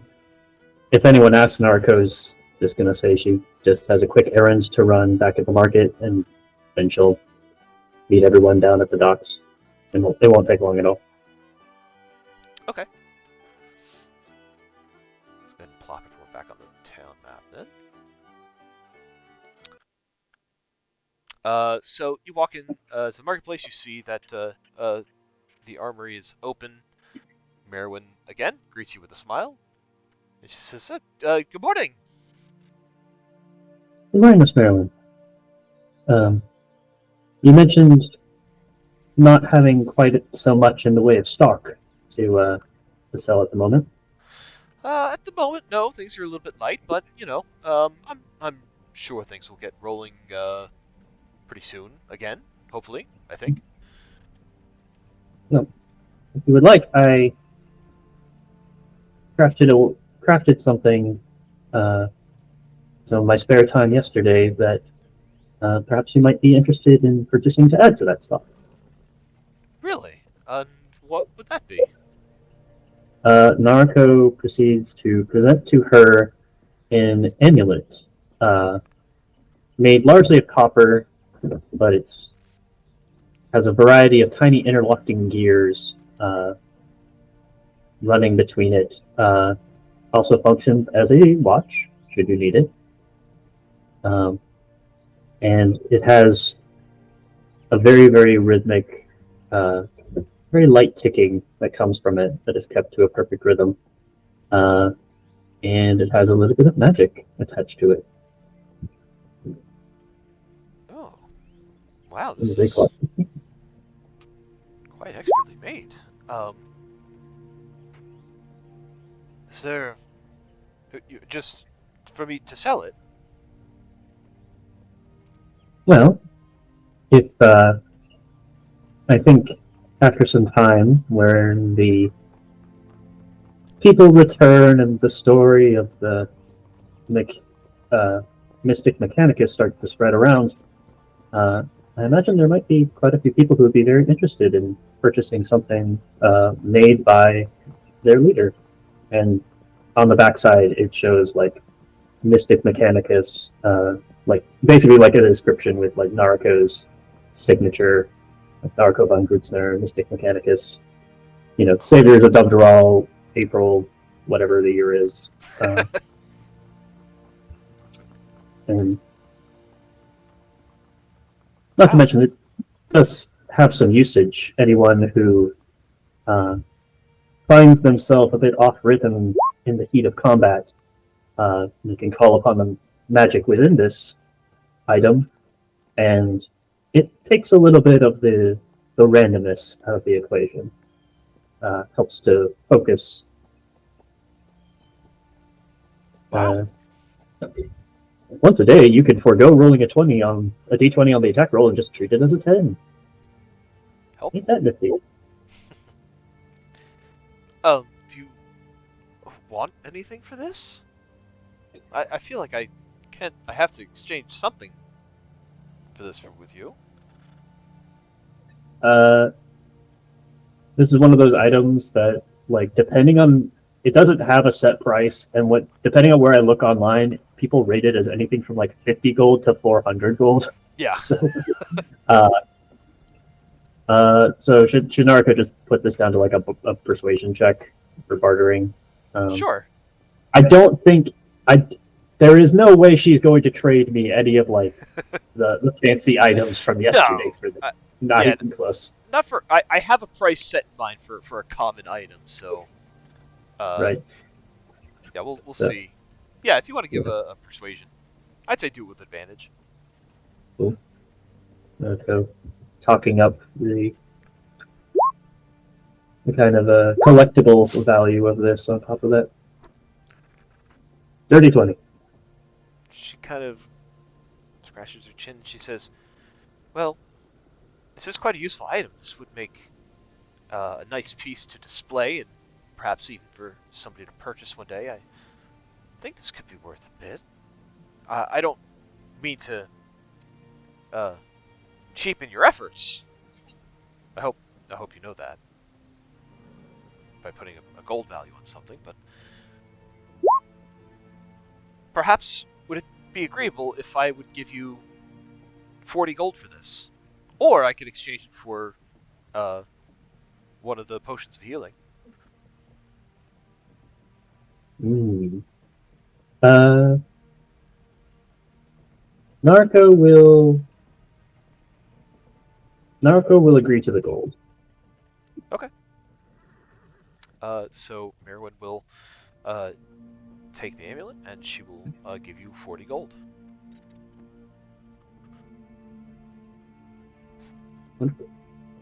Given the fact that Narco spent all of 1 silver on the box of scraps to make this, that is plenty of profit. It's a hell of a return. That's why the second where I heard what the price was, I was like, yes, I'll take 10. Well, you do have a special knack for this stuff, being an artificer, of course, being able to infuse stuff with magic. And it being a damn piece of clockwork, as if that's not my theme already. So, excellent. Nariko is already on her person. She's the second amulet that she made. She's already got that incorporated into her outfit. But yeah, she'll take 40 gold. Earned a little money for the party and gave Merwin a cool new thing to display and possibly sell one day. And if campaigns are any indication, the collectibleness value of that is only going to go up. Probably. So, good for her. All right, that's all Nariko needed to do. She will head back to the ship with the others. As you leave, you can hear Merwin already talking to herself about how she's gonna how can she could find a nice display case to put it in and put it front and center in the window so that it would catch the eye of anybody walking past. Yay. Alright. Naruko rejoins the group. As for the rest of you, waking up in the morning at the Iron Knight Inn, as usual, breakfast is served. Eggs, coffee, tea, bacon, toast, potatoes, all that good stuff.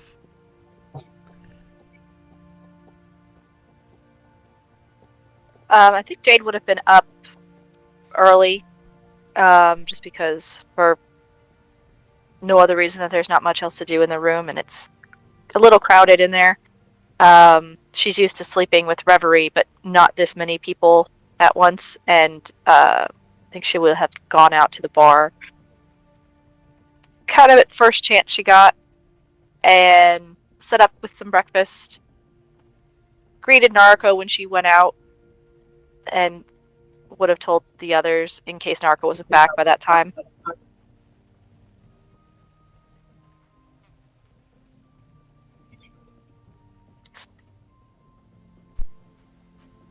But the rest of you had made your way out to the tavern over the course of the morning. Oh yeah, Ren will come out so he can get his oats with straw or with sugar cubes. Yeah. So that's where it's at. Oh yeah.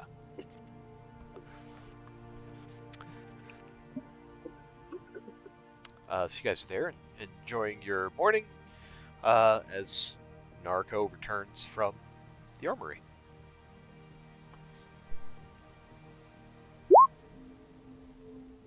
Did you get everything you needed, Naruko?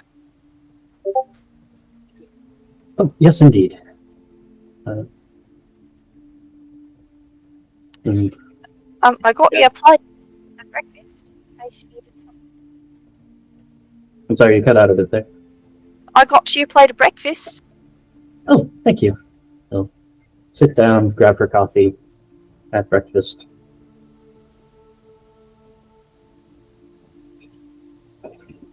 So, it should be only a few hours on ship to reach Rochdale, and then from there we can continue on foot to Red Dwarf. Oh, it's going to be exciting. I've never been to Rochdale before. Have you been there? Don't believe I have. It's a lakeside town. Tends to mainly make its business through fishing and trade. It's sort of resisted the same sort of development that places like Crystal Cove, Dum Dorahl, and Point Pleasant have been doing. So they try and keep it a little bit more, not agrarian, but more open. Makes it if there's not a festival going on at Crystal Cove to draw tourism, then most people head to Rochdale for a little bit of lakeside relaxation. Oh, that's nice. Well, that'll be fun to go to, and then maybe we can try and see if we can find anything that we can get money for. Don't worry too overly much over it. I just got us a little bit more money from the armory shop. Oh? Oh, yes. Oh. I took those boxes of scrap and I crafted up a little clockwork device that I sold back for a profit. Oh. Well, that's great. And you had quite a few boxes of them. Oh, yes, I still have about 8 more to make. I'll be passing out some of them to the rest of you as well. They're handy to have. Oh, I that's lovely. wanted to put a little design on there with the little Mystic Mechanicus on there, so it's kind of like a little group badge. Oh, I'd love that. Yeah, I thought if it's useful and I want everyone to have one, might as well personalize it a little bit. And so apparently we've got a brand now. Oh god, we have a brand now. Oh, I need to go talk to Kenneth. We have to get this trademark right away. We have a brand? I thought we just had a name. Is it the same? Is the name a brand? Yes and no. You don't want me to explain all the intricacies, but being the name, it's less about the name itself and more us being known and what people associate with that name. Oh. I mean, well, it's just the people here so far that know who we are. Won't just be the people here for very long. Oh, I suppose that's true. And Well, but that's a good thing, though, that people know who we are. it can be if you work very hard to make it so. I can speak from experience. It can be rather nerve-wracking to go into a situation where everyone has heard of you before you've been there, and they've already formed expectations as a result of it. Well, would they? I mean, if we went into a place and it was just us as we are, and we didn't say we were the Mystic Mechanicus, I mean, then they wouldn't know, right? Potentially, and that may be the preferred strategy depending on where exactly we are. Okay.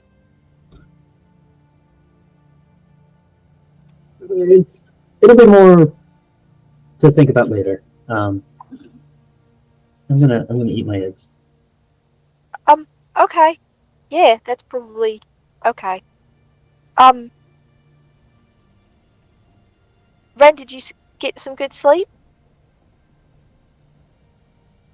Ren tilts his head in between chewing his oats. I slept, but my mind was thinking a great deal. Good things or not so good things because you sleep? I attempted to utilize the method of meditation to regain some of my memories. I found the exercise to be frustrating, leading to additional questions and no answers.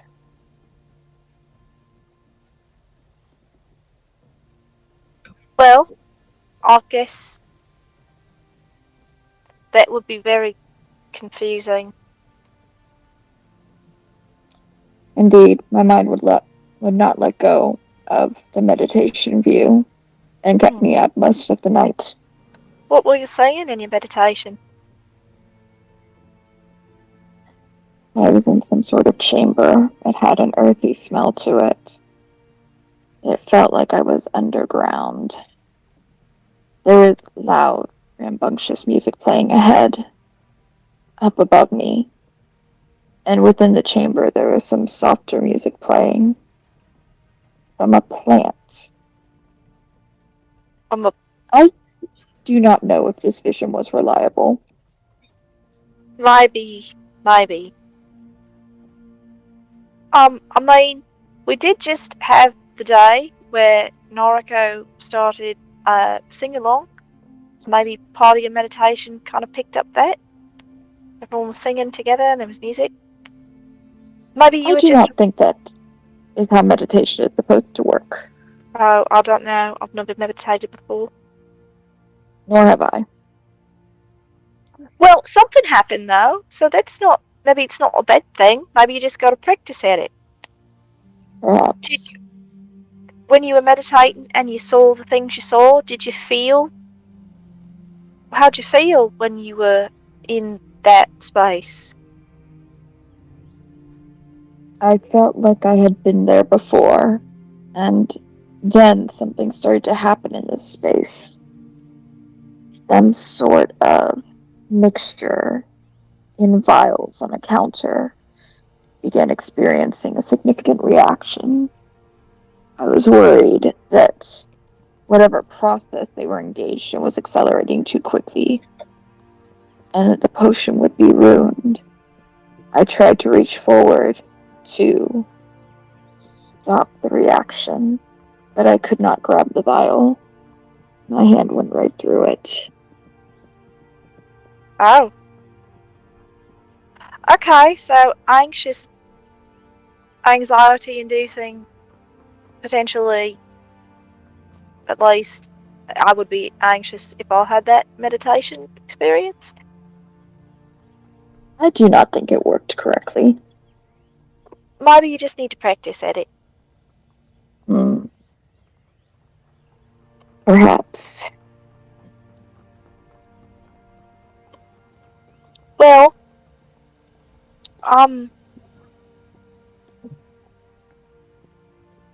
should we just go on with the day then? And head out to the next town? I am content with that.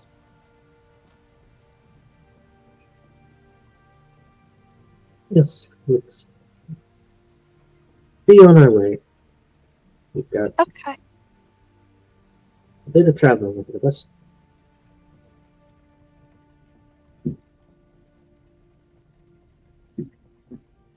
On to the next place then.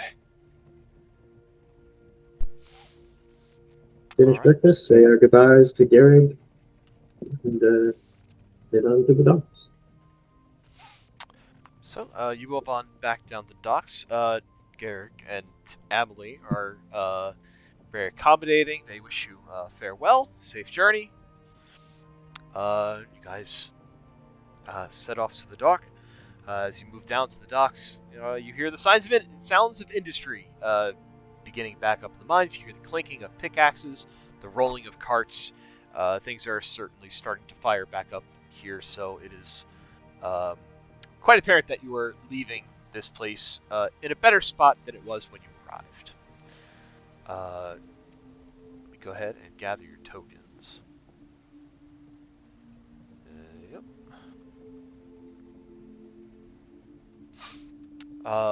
Heading down to the docks, you take the system of lifts and pulleys and stuff to get back down to the mountain, back to the dock, where Naruko, your ship hasn't left. It is still sitting there waiting for you.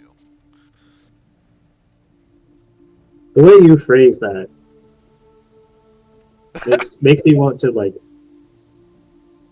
start putting a lock on this thing. I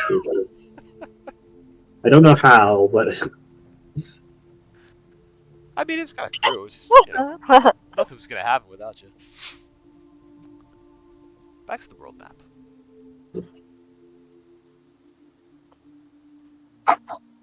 Woohoo! What a pretty map. So you board your ship and you make your way around, and it takes probably take a couple of hours to get down to Rochdale. Um, it's a nice, pleasant journey. The sun is shining brightly, but you have ample shade available to you on the ship. Um, there are light refreshments served. You guys get a nice chance to relax, and you get a chance to have any further discussions with each other if you wish to do so, whilst I set up the next town. Jade is definitely staying on the deck of the ship, but in the shady parts, watching the water.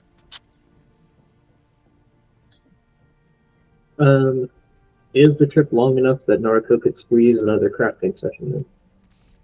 You'd be able to probably get one more item out. Cool. Make one more of the amulets. I will probably gonna save that for Yuki next session. She does the most attack rolling out of us.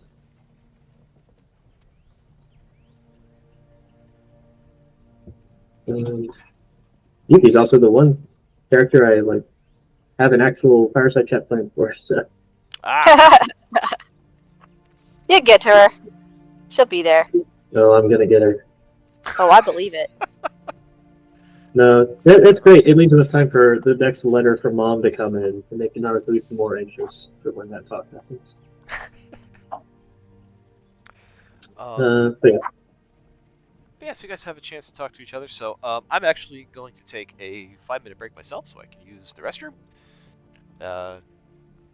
Quick, everyone plot while he's away. So do you want to talk? Woo, plotting! Cool. If not, then we'll be back at, call it 9:47.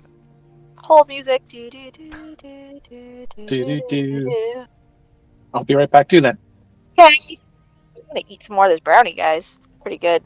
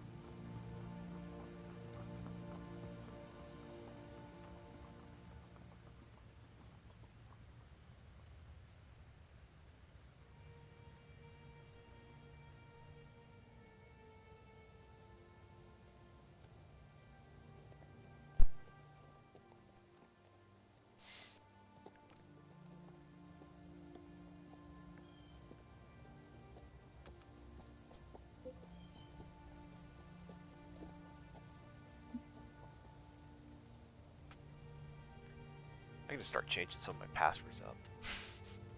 I don't know why my stuff keeps getting hacked. Use your That's okay. use all the other non-hackable ones. No, I am now. Letters, symbols. I am now. I got an email from Jersey Mike's. They're like, oh, someone, you redeemed your points, and I was like, no, I didn't. I'm like, no, I lost my free mini sub. Damn it. But I looked at the app and it had just somebody else's phone number, and I'm like, what the fuck? That's crazy. It's crazy.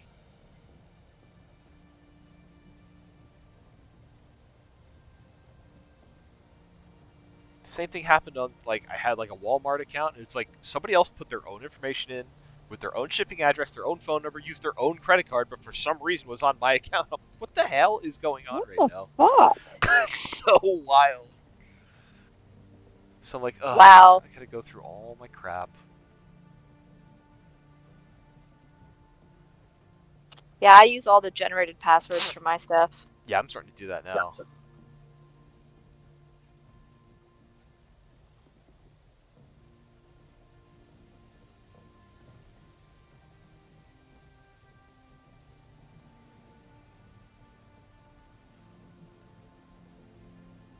I have cookies.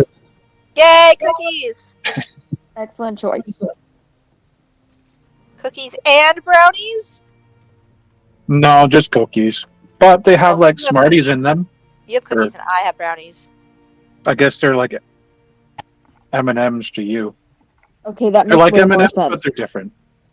They're not. What is like an M&M but different? What is So happening?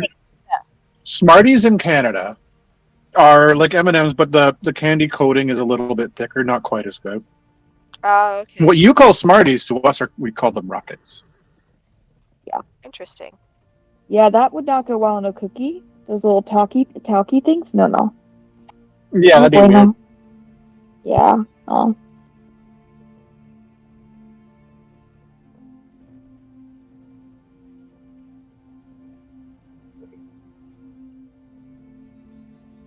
It just makes me want to send you a box of just random stuff, and you tell me what they call it in Canada.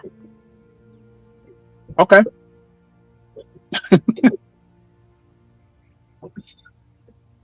I mean, I'm gonna see you in a few months, so we could just go out. That's true. We can just go to a store and you can say, this is this, this is this, this is this. I don't know what the fuck that is. Why is that on top of there? This is this, and that's gross. Welcome back, Narco. Hello. We're learning all the different things that they call candy in Canada.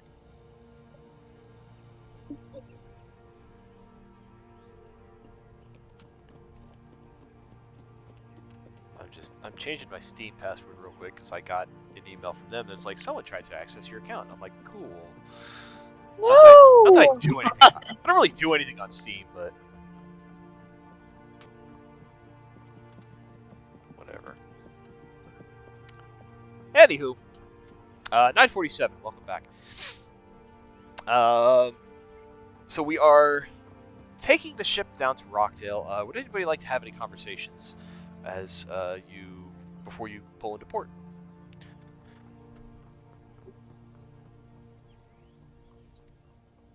Going Not once, me. going twice. I'm- All right, I am good. cool. Good. Let's change maps.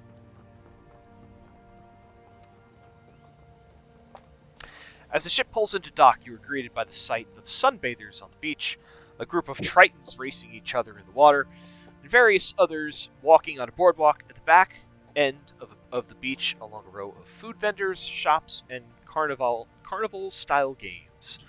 You feel the warmth of the full sun in the sky while seagulls cry out in the sky above you, looking to vulture any unattended morsel of food they can find. Pulling into the dock, the ship kind of blows its whistle, blows its horn, docks, and you hear the captain say, "All ashore for Rockdale."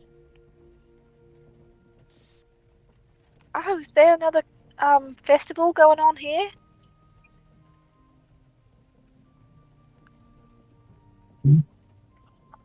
Doesn't seem like it.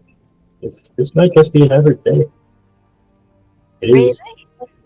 It is meant as more of a recreational location. Oh, It is very loud here. it is a little loud. Narco will touch base with Mr. McNeil to see, is he like following along with them, or is he going to like take a different route and meet up with them at some point in the future? His plans are basically, since you plan on going to Red's Wharf by foot from here, he's going to stick with the ship, and they're eventually going to sail back to Point Pleasant. Okay. And she will thank him for his advice and guidance. She's sure she'll run into him again at some point. But thank you, and okay. He kind of gives you a little bit of a nod, and he says, "Do be careful, Miss Narco. We'll be eagerly awaiting to hear word from you." No worries about that. And with that, she will disembark with her friends. So where do we go from here? Are we trying to find things to get money, or are we just gonna try to make our way towards think- Red Dwarf as quickly as we can? Unless you spot anything that would be of interest to us on the way, we're just kind of passing through town here. Okay. Certainly feels like the type of place to drain your wallet more than line it. I don't know. It looks really. Everyone looks like they're having fun.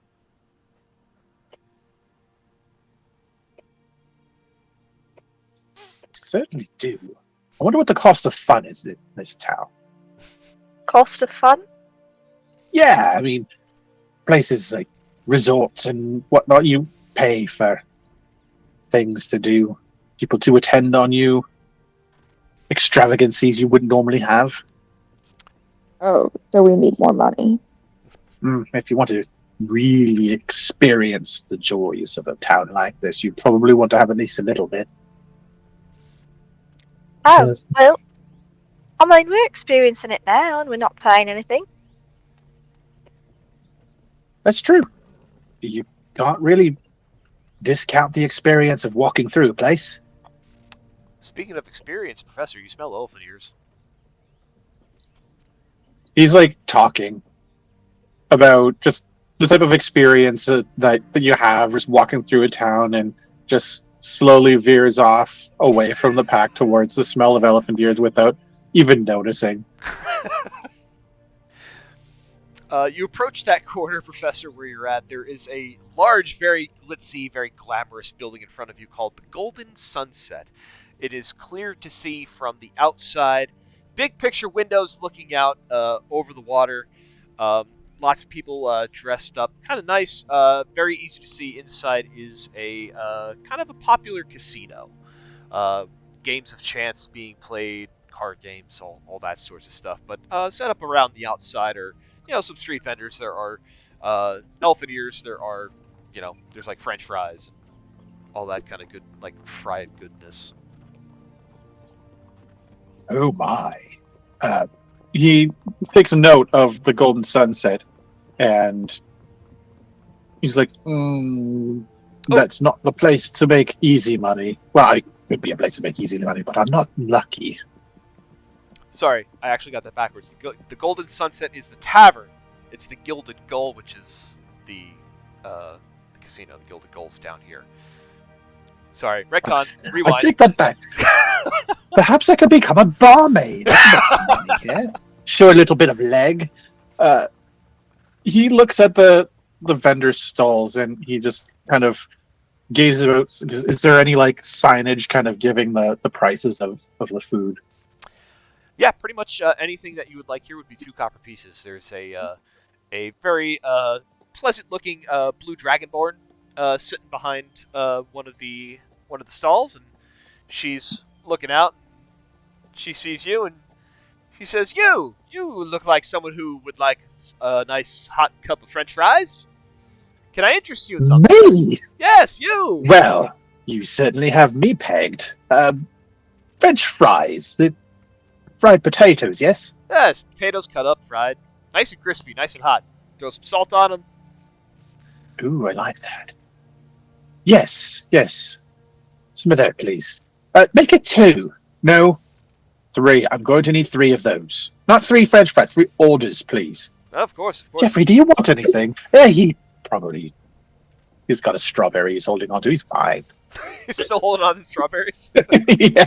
All right. He's not allowed to eat them, though. Dragonborn looks at you and she says, "Yes, it's 2 copper a cup." There's like 2 copper. like a paper cup holding these fries, and they stuff it to the brim. I will take 3 of those. You know what? Make it 4. Jeffrey probably.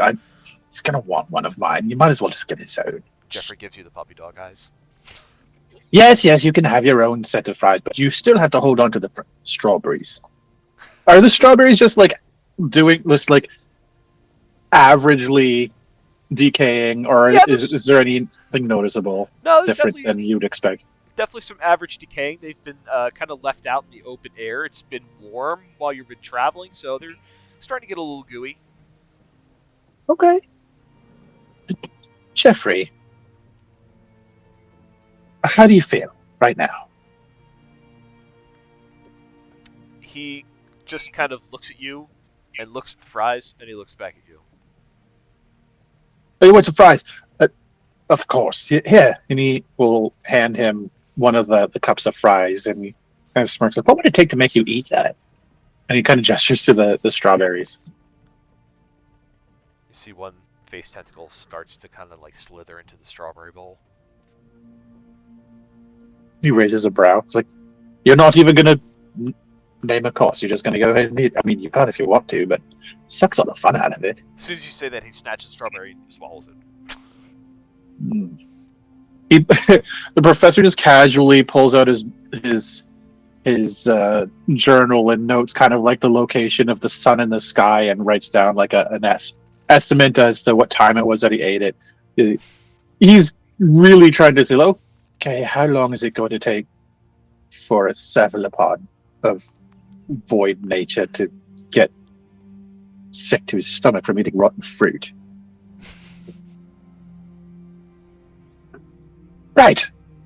That's all yours. You can do what you want with that. I would just let you know that the average person from here, the material plane, this material plane, who would eat those after being sitting out a couple nights are probably not going to feel great the next day. So I don't know how that's going to affect you, but word to the wise.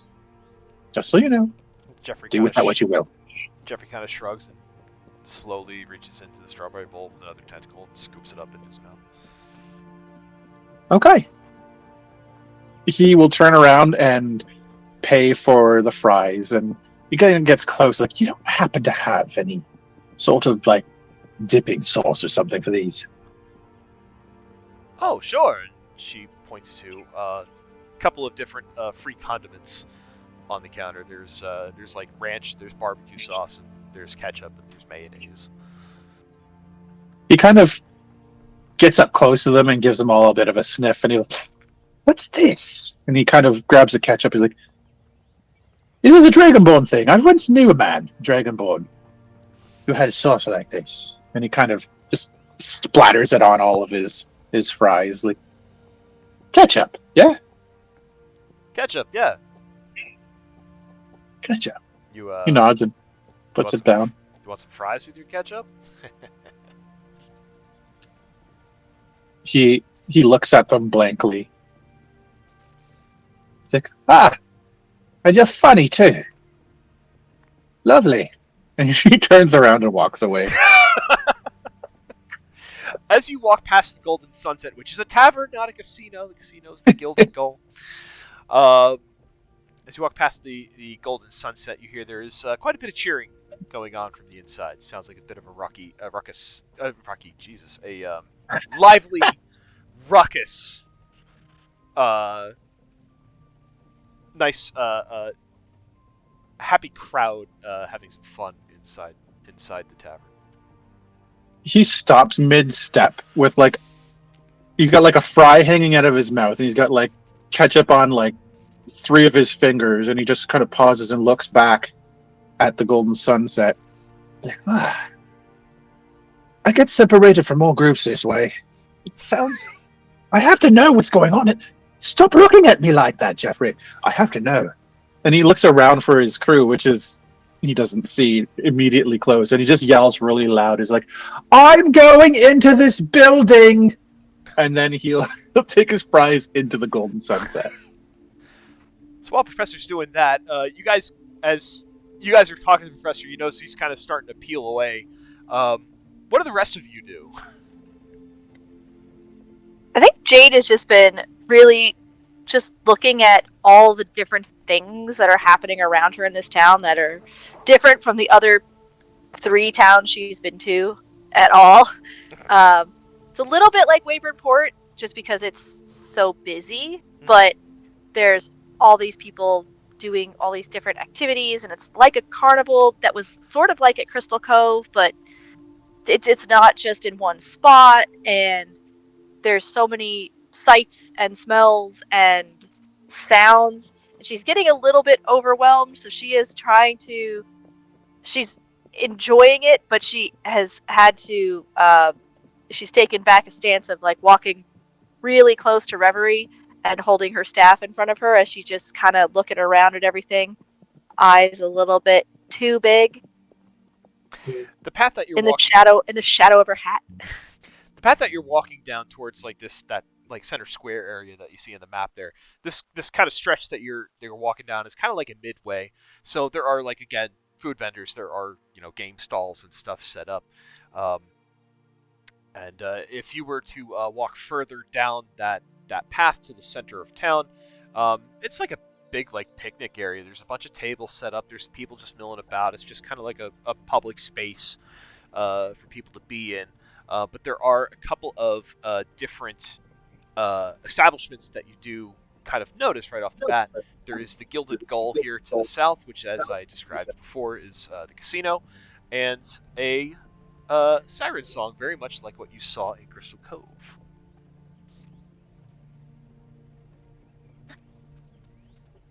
Does that look?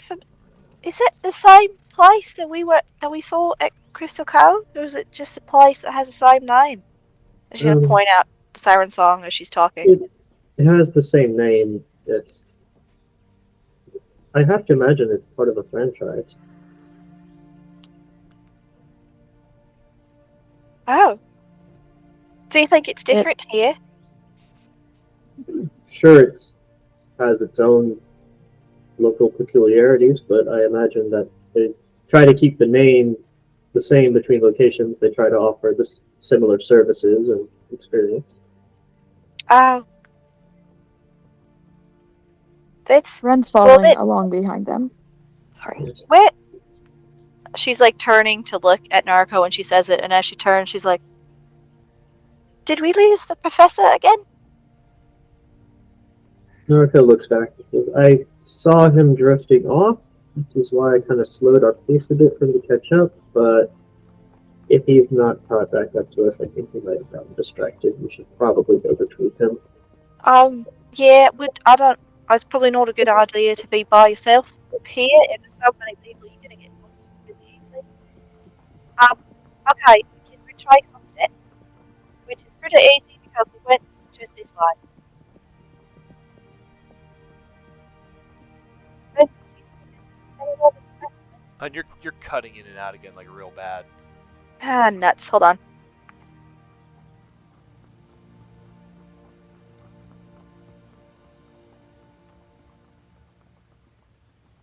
Ren will kind of look at the siren song before they leave, and he'll feel something pulling at him, but unable to put his finger on it, he'll turn and follow the others. All right. Maybe rejoining. Your volume is really low. I cannot help that. So Talk louder. That was better. I'm not doing anything. There you go. There must be some kind of dynamic like input volume on your computer that's like, I don't know, must change for whatever reason. I don't know. You sound really good now though. Okay, cool. She's gonna follow along with everybody else. Try to find the professor.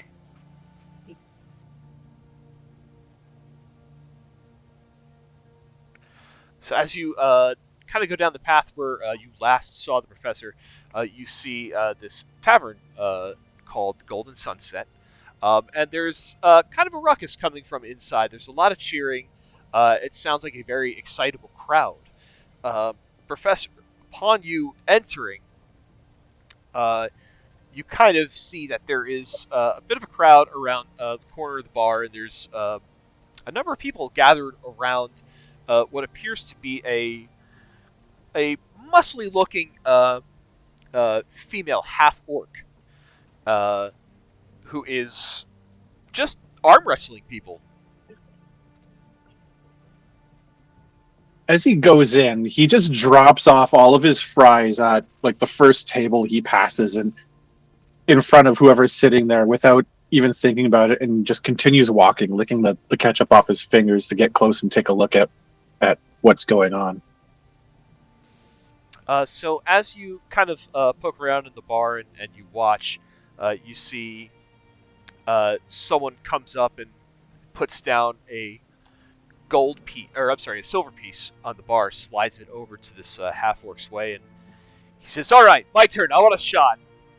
You see this half-orc just kind of like sighs and says, "Can't I just enjoy a drink?" And the person walking up to her is a male human, and he says, "Well, everyone else here got a chance. I want a shot at what's in that purse right there." And you see there's kind of like a bag filled with coin just sitting on the bar. And she says, "You really don't have to do anything to prove this. You're just going to lose your silver piece. You know that, right?"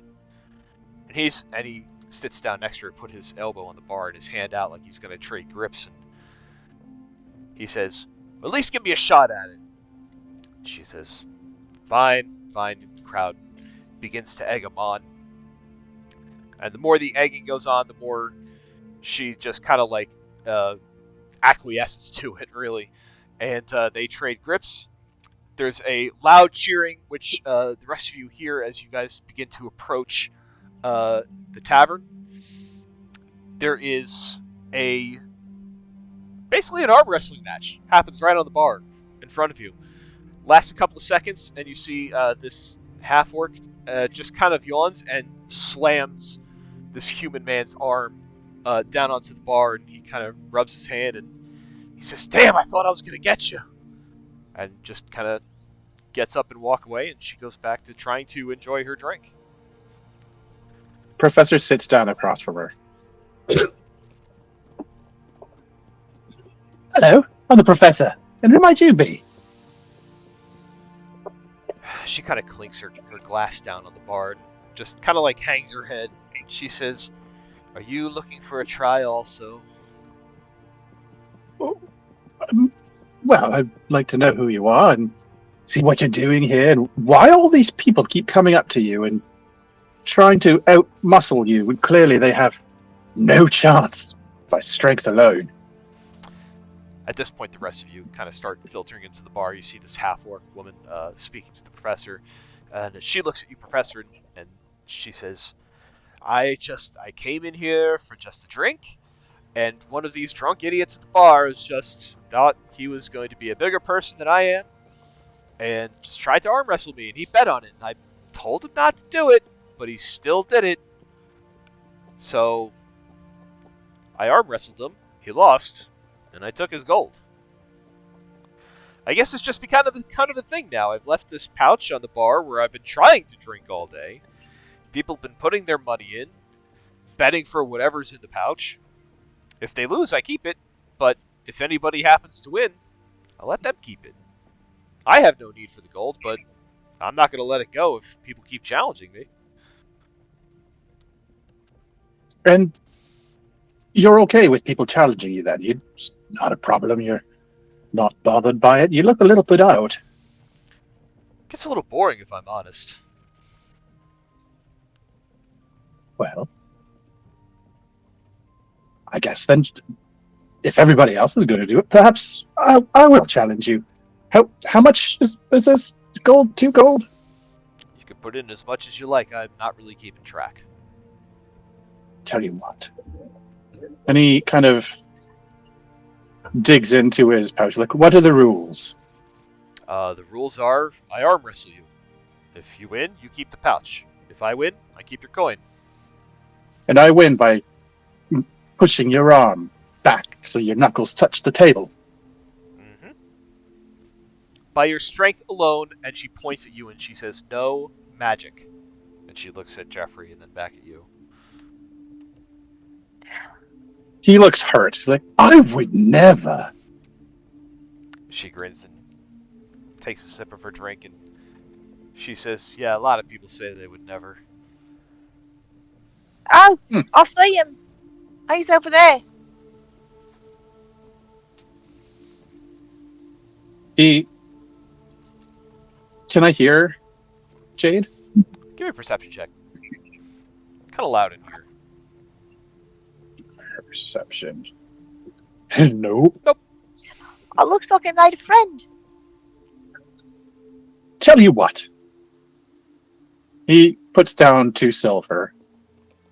And he says, if I win, I'll take your pouch of gold. If you win, you get to keep my gold.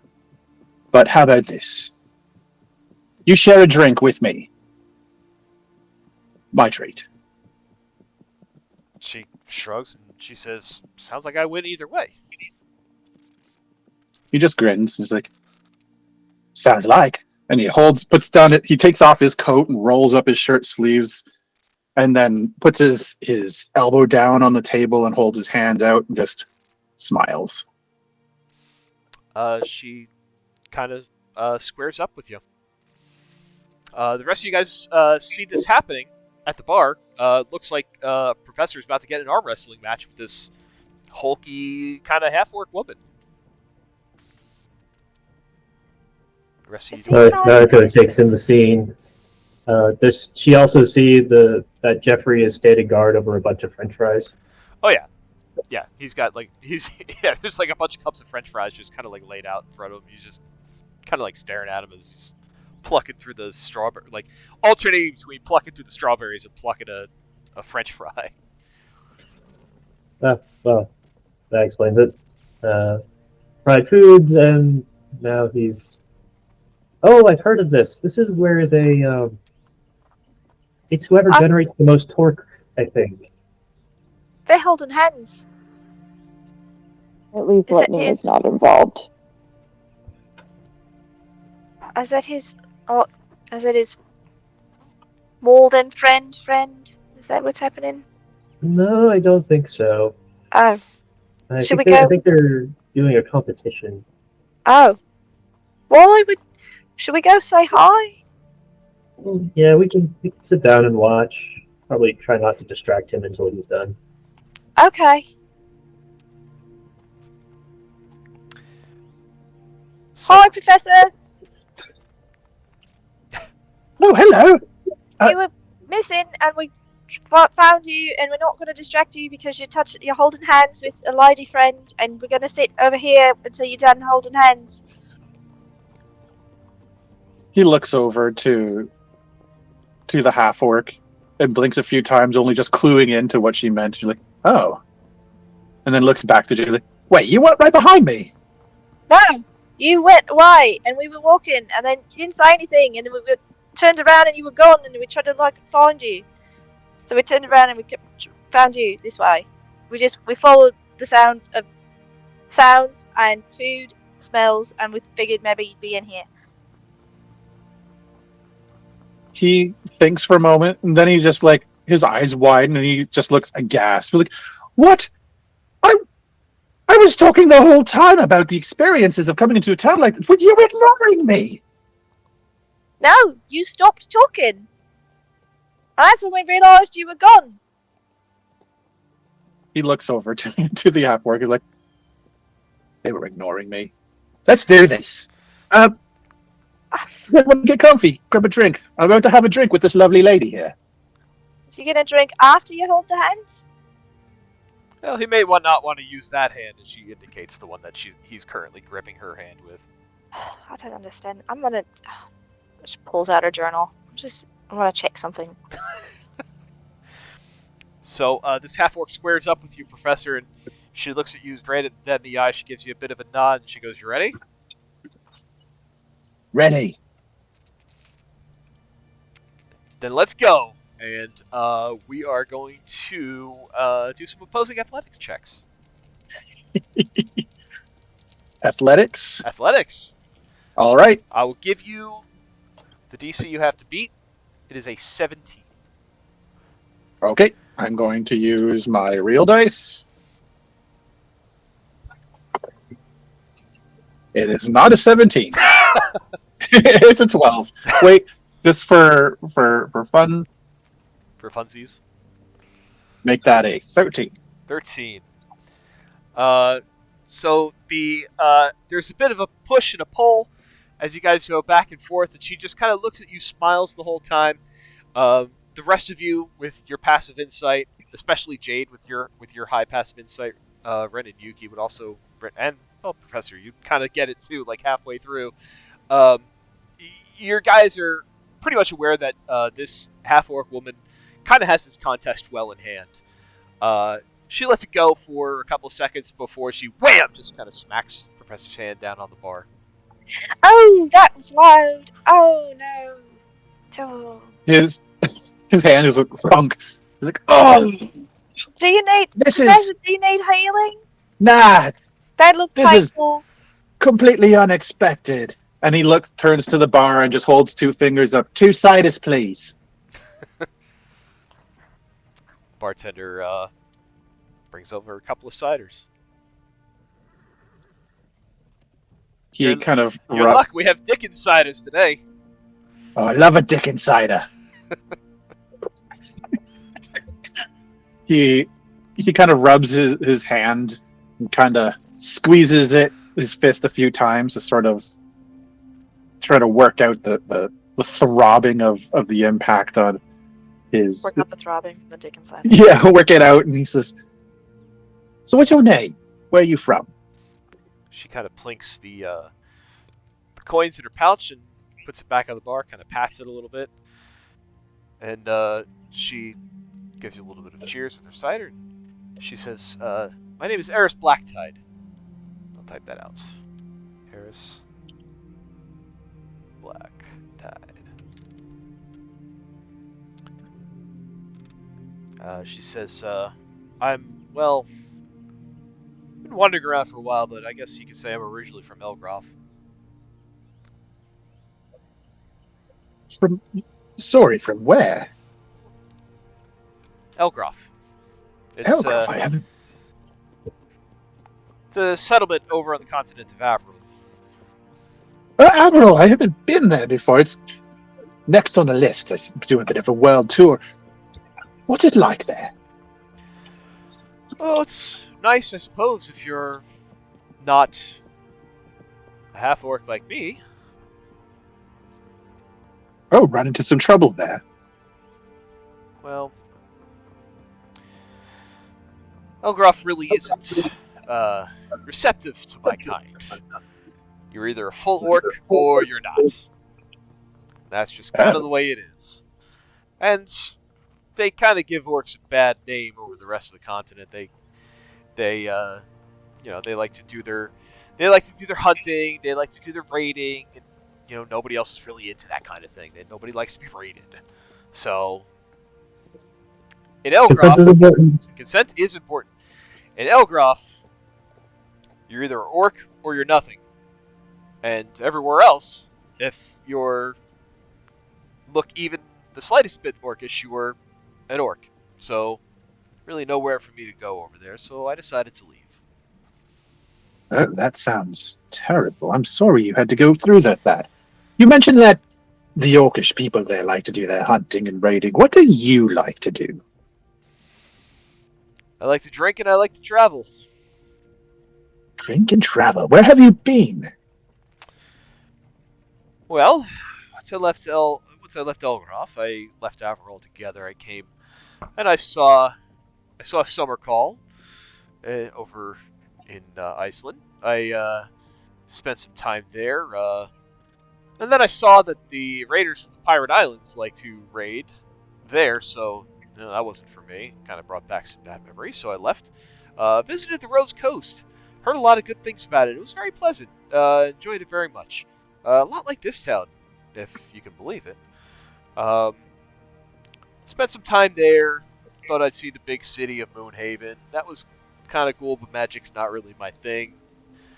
Um, I hopped on a boat and came up to Red's Wharf, and that town wasn't really my vibe. A lot of sailors there, and it's kind of seedy, and it reminded me of home a little too much. So I left, and I came here, and I've been here ever since. That sounds wonderful. Traveling, get to know all these different places. Did you get a chance to visit the Starlight Tavern on the Rose Coast? I did. I did. It's quite a pleasant place. And as someone who fancies the drink as you do, you left some of the best drinks this side of Vecrum. That tavern alone. There are lots of watering holes in this world, my friend. Can't just stick to one of them. He smiles and nods. Like, well, if you're looking for a watering hole, I guess you're right. Well, the Starlight Tavern is a little more than a watering hole. But respect for wanting to see. It's hard to settle down. And he kind of finishes his drink and rubs his hand a bit and holds it out to shake hers and says, Avarice Blacktide, it was an absolute pleasure getting to know you. She shakes her hand. She says, "And what may I call you?" He just smiles like, I'm the professor. Professor who? No, no last name, just the professor. Professor. Mononym. I like it. I'm glad. Well, if our paths should cross again, I should very much like to treat you to another drink. I'll be here for a couple of days. I'll take on any more challenges if you got any more in you. Well, you take the ban on magics off, perhaps he'll give you a bit of a run for your money, but until then, perhaps, and she kind of looks back at Nariko, like, maybe her. He snickers a bit and gets up from his table and pats her on the shoulder and goes off to sit with his friends. Oh, fine, I'll win your gold back. Hello, Miss Eris. I'm Naruko von Grootsner. Pleasure to meet you. Von Grootsner. Wait, Norika, are you going to hold hands with her now? I was very curious. Have you ever been to Tremonto in your travels since Avaru? I sailed past it. I know a little bit about it. Why, you interested? Very. I'm actually. It'll be a roundabout ways, but I'm planning to travel there It's our current destination. Oh. You're pretty big time then, I guess, huh?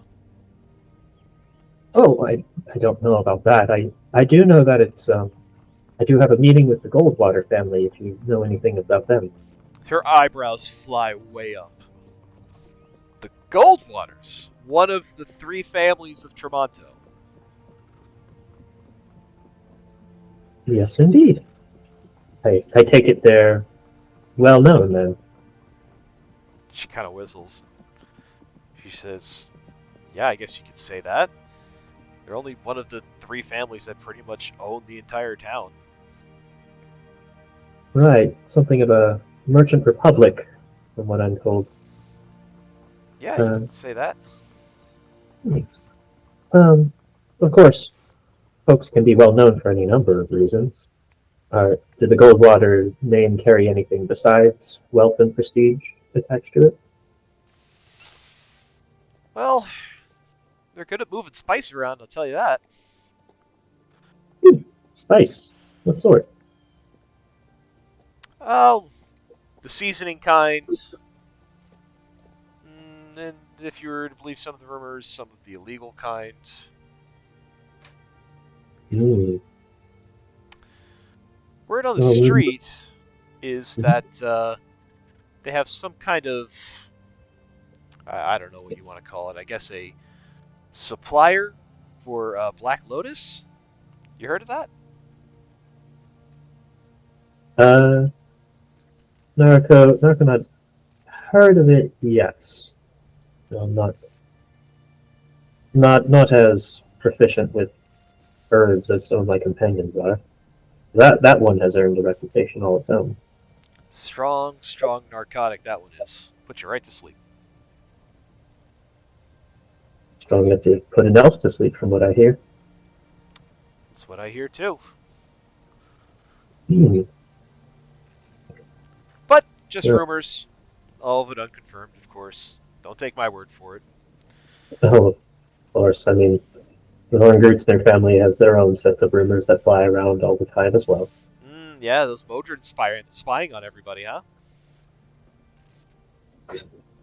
Trust me, if you worked with them as often I did, you would find the idea of them being anything close to a competent spy network absolutely hilarious on the face of it. Well, I suppose you would know. Indeed. Oh, okay. Well, the professor volunteered me for this, so I might as well. Joe, Narco's been taking notes. Uh-huh. Physics over brawn. There are actually, I was doing some research. There are, in fact, various techniques you can use to maximize your chance of winning arm wrestling. Two things like ensuring your arm's bent at the elbow, pointed towards your opponent, trying to make them extend their arm much more than you have to, so that you can kind of shorten the amount of force you need to put onto the axis. Naruko utilizing any of these techniques, would that offer any sort of bonus to her chances? Why don't you give me an insight check on Eris here? Let's see. Okay. Blah. So you beat her deception check. Yeah. So you'll get advantage on the athletics check. Cool. I am glad my +0 will have advantage. All right, I'm grabbing the real dice because false digital dice gave me like 3s and 4s earlier when I was trying to do stuff, so they're in jail. Fair enough. All right, clicky clacks. She looks at you and looks at the pouch and she says, "How much you looking to put up?" She was observing. She says, "Well, you were saying that you weren't keeping track, and the winning is just the entire purse, isn't it?" That is correct. Naruko puts a single copper piece in. She shrugs and she says, "Fair enough." And she'll trade grifts with you. And she said, "Are you ready?" Naruko gives a sweet smile and says, "Well, if I lose, please don't be too hard on me. And if you lose, please don't be too hard on yourself. She nods and she says, noted. The DC you have to beat is 15. Okay, that's better. Narco. I'm basically relying on the element of surprise here to win, along with the science. Cookie black number 1. Okay, that is a 10. Let us try for better. And that is a 16. Okay. So The she. advantage was necessary. Would you like to narrate how you beat her in an arm wrestling match? So, Narco is going to win by brains because that's her thing. So, as they square up and they like clasp their hands together, Narco like nods and gets ready to start, and then very quickly like pulls forward um, to like bring her arm like forward before she's quite ready for it. Like she was probably expecting to like resist pressure to go sideways, but Narco does that to sort of get her out of position, and then immediately puts all of her force down in one go, um, kind of taking advantage of the fact that she's got her opponent like slightly off kilter at the moment, and more through surprise than anything else, and maybe pulling on a little bit of reserve of strength that Narco wasn't herself expecting. Her recent adventures have probably heightened her adrenaline a little bit. It's There's a little bit of resistance as Reese kind of puts a bit of force back before she quite hits the table, but then by the time Narco has like started getting the arm down, she can put a lot more of like her weight behind it, and she just barely manages to bring it home. As Eris's hand hits the table, she looks very surprised, and she looks up at you and she smiles and she gives you a nod. And she says, "I am impressed, Miss von Kinsner." Glad to hear it. And she slides a pouch of coin over to you. Inside, you will find 15 silver pieces and 12 gold pieces. God damn, more party funds. Oh my gosh, Noriko, are you okay? Yeah, just Are you? You won. You won the friendship. That's what we're winning today. Friendship. yes, That's what. Interesting. yes, Okay. friendship for everyone. Okay, you won. Do you need me to heal your hand? No, I'm just a little out of breath. It's pretty. It's a lot in here. Are you? I'll get you. You know what? I'm gonna get you water. I'll be right back. Goes to Um, get Narco some water. no, I just sort of nods to Theresa, says, well, uh, hopefully this will put a little bit of a stop to the constant interruptions for a new challenge. I will admit I'd like to drink in peace for at least a couple of minutes. I'm sure someone will inevitably come back up, but I'll definitely be grateful for the break. Hi. Well, um, I won't be sticking around to become the new target. We're passing through the town in order to head towards Red's Wharf. You mentioned passing through there. Is there any? We heard that there was a little bit of an uptick in the thievery recently. Is there anything else we should be on the lookout, or people that we should be on go to if we're looking to make connections there? If you're looking to make connections, well, place is kind of a it's kind of an underworld feel to it. There's some black market activity, but there is someone there that is trying to put a stop to it all. Uh, She is the new captain of the guard, Captain Ursa. Captain Ursa. Huh. But she'll be a little bit busy these days. The Thieves Guild down there, the guard at hand, they're getting a little bit out of hand, I suppose you could say. And she's kind of made it her own personal mission to stop whatever it is they're trying to do and trying to weed out any more of this black market stuff. Trying to get everything legit, try to keep everything above the table. Bit of a rough and tumble port kind of town, if you know what I mean, at the moment, but the captain's trying to set it right. I see. Well, that's very good to know. Thank you. I'll certainly be seeking assistance from this captain your side. Absolutely hate to run into any of those thieves. Yeah. You would do well to watch your pockets. Certainly. Well, thank you for sharing with me some tales of your travels and a little light exercise. Thank you for the challenge. It was quite exhilarating. No, my pleasure. Sort of like rubs at her arm where the muscles are still kind of like screaming at her for putting them through that nonsense. She head back over to the group. The hands back the professor a single silver. Did you have fun, Professor?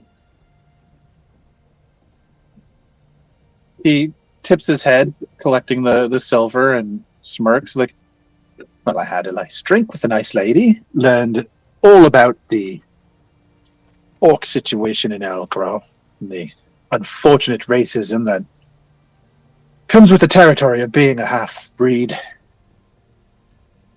Sounds like you got to know her a little bit as well. Indeed. He just smirks slyly at her, and he just asks, he's like, how much deliberation on the physics it would take to counter the sheer muscle power to overcome her did it take? Naruto just hands him the napkin where she had written out some quick calculations and a small diagram. Really? Oh, well, not 3 minutes, I think. He laughs and taps the napkin, looking over, like, that's good. That's really good. Look at that. Well, I mean, I like the principles are easy enough. It's generating the force. I can put everything in my favor, but that was the X variable in the whole thing. He marks with his pen. He just kind of pulls it out of his jacket and yanks the lid off with his mouth and marks on one of the variables, just like, if you carried the two right here, would have accounted for the slight off variance with the elbow right here. You probably could have used a little bit less force here. Well, and then he just sort of pops it back into his coat. Well, yes, I could, but I don't know how Kitsune are, but my elbows don't bend that far. Oh. He stops for a moment and he tips his head to the side, pulls his pen back out and scribbles a little bit more. He's like, oh yeah. I don't understand. Were you fighting? Or were you making friends? Well, it wasn't a fight, it was a competition. So, Okay. as long as you keep it friendly, then that is a way to make friends, I suppose. Remember, we were having competitions all throughout the festival. Well, with the pie yeah, eating, but race. touching people's hands and Right. This is a hands touching competition required. Do you not like having to touch people often, Jade? no, it's not that. It's just I don't. How do you know when it's a competition and when it's not? The binder says you're supposed to introduce yourself first, and and you have drinks, and then you get to know each other, and then maybe later you touch hands, and then when you're friends, and then now the professor says that this one is a way to say hello, I'd like to be your friend, but it's also a competition, and that doesn't make any sense. Narco kind of like stares blankly for a second and says, "I'll be honest, Jade. I'm not sure if I would be able to sufficiently explain the difference.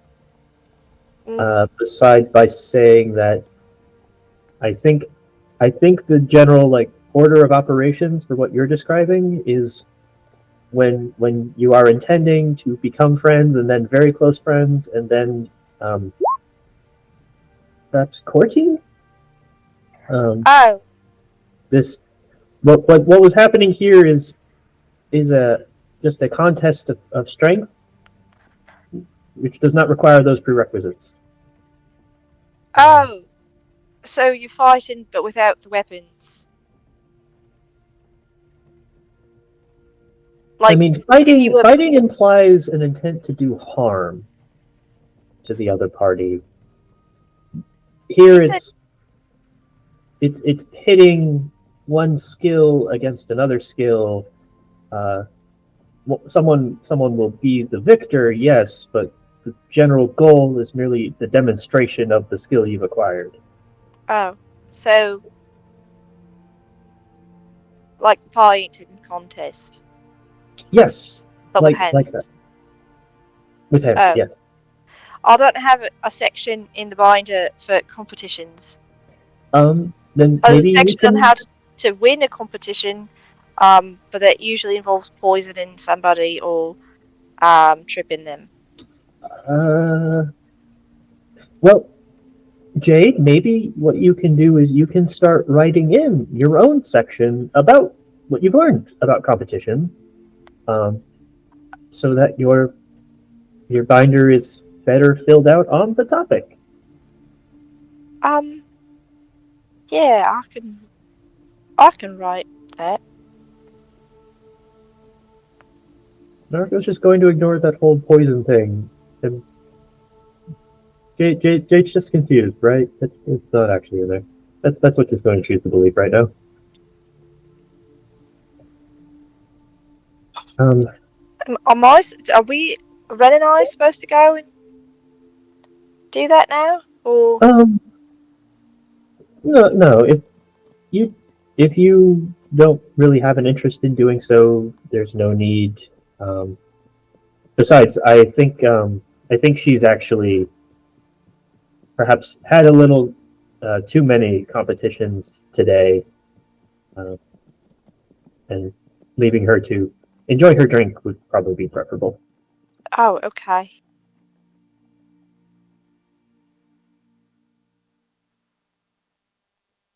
Anyway, well, this has been a diversion. Thank you, Professor. Shall we get back on the thoroughfare to get to the other side of the city? Oh, you got to try the fries on the way up. My fries! And he looks around for Jeffrey. Where are my fries? Jeffrey ate them all. You cantankerous bitch. Good boy. That's not a nice thing to say. See, kind of ducks behind the bar a little bit, just his little beady eyes peeking over. You owe me. I have to buy more fries. He poofs back into human form and goes back outside to buy another thing of fries. It's okay, Jeffrey. You didn't do anything wrong. Just kind of, his head starts to like peek a little bit more over the bar. Do you want to come sit by me? You see Jeffrey's head tilts a little bit, and then he like toddles around the corner of the bar and he finds a spot next to you and sits. Okay. You sit here. It's okay.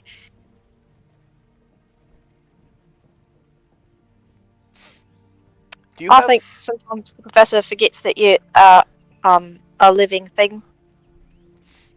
Do you have David out right now, Jade, or is he in your pouch? He's in my pouch, so I'm sitting down, so he's like in the bag in my lap. Okay. You didn't have the little thing on that he was Oh, sorry. put away. I So think I took it off when I was moving around. Okay. Yeah. So he's hiding, but he's there. Okay.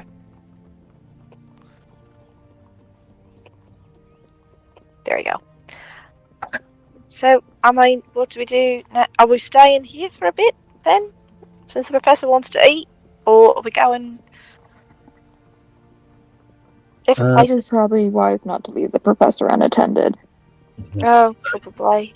Those fries look like you can eat them as you walk, so that would be my recommendation. I have no doubt we are possibly going to get sidetracked again before we make it to the other side of town.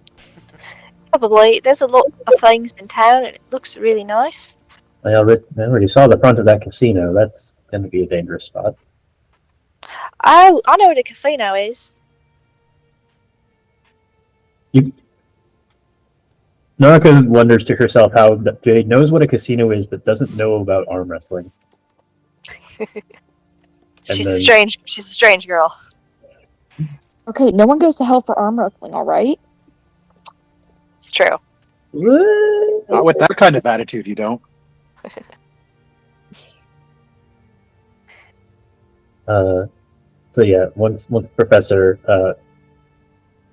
has his next round of famous fries and way too many condiments, Naruto is going to try and move the group onward, get through the city. The professor will Suddenly she understands the meaning of the term tourist trap a little too well. I feel like she's starting to understand the phrase herding cats a little bit too well.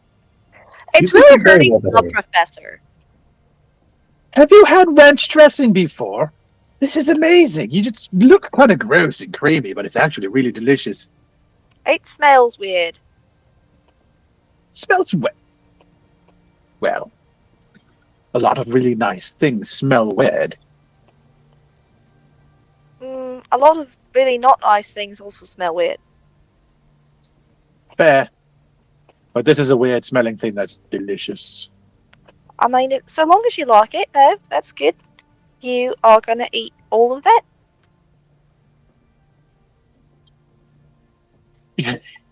He like slides the last fry into his like already full mouth. He's like, "Oh, do you Oh. want some?" No, I'm actually good. You already had. That's like your third one, and we've only been here for like 20 minutes. Do you not Please. get enough food? Well, I get enough food if I stuff them all. I like to eat. That's okay. If you're not getting enough food, we can always stop for more food, you know? That's okay. There's always food along the way. And, well, I mean, unless it's something really good that you have to stop. I mean, if there's something that you really have to sit down to eat, which I can absolutely appreciate. Might have to, but the nice thing about these is they're portable. Handheld, so they're good to go. Because they're in a little cup. And then you can reuse the cup after. It's really quite ingenious. Because it's all sticky with the whatever dressing thing. But yeah, but you could. Oh, yeah, good point. Note to self: learn prestidigitation. I'm going to learn mending. Oh, that's a great spell. Why didn't I take that? It's what I've been practicing, but I'm still not really good at it. It keeps falling apart. So I'll just do the regular hand mending until I finally get it down. Would you like me to give you some training, Jade? On mending? Yeah. Oh, that would be lovely.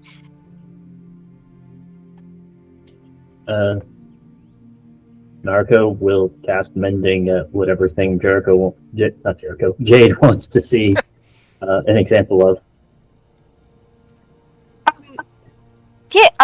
Here. She will pull up a bit of the skirt of her dress that has just some tears in it from the last fight. She hasn't had time to repair that yet. Oh, great! Mending's a touch cantrip. Thank you. So Narco will kind of like reach into her little apron pocket and pull out.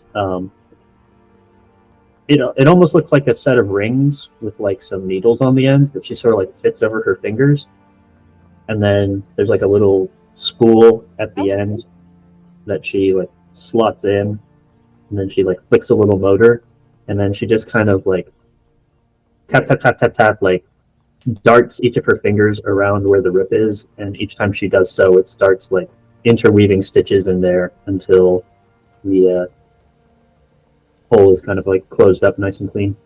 Oh, that's much different than I've seen it before. Yes. Well, I always try. There's always some magic involved, but I try to make as much of the components to the effect be mechanical or mundane in nature.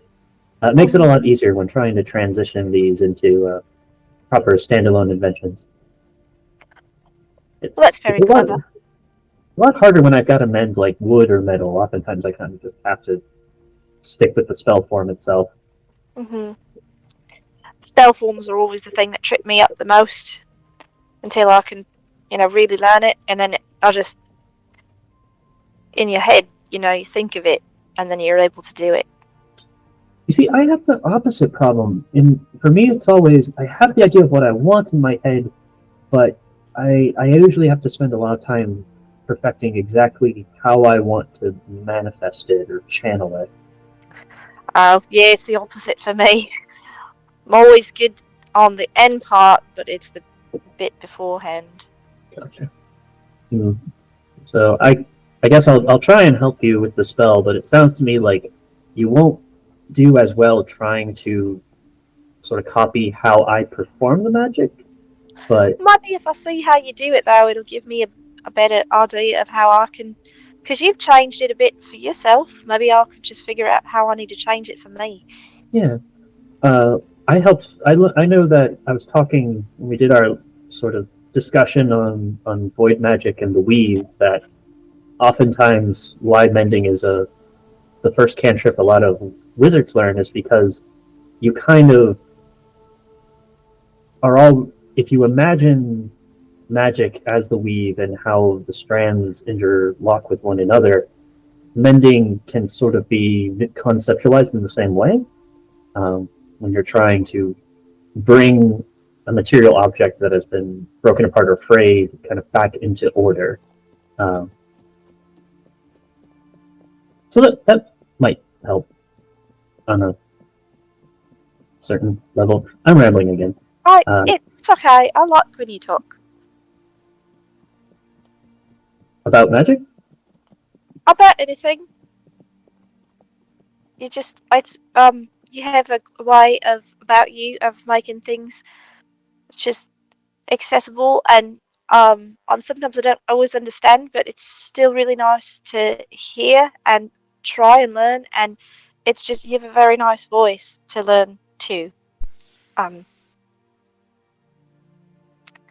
for things to when you talk, it's nice, is what I mean. And I am gonna learn how to mend things later. We're gonna do that. I'm just gonna go here.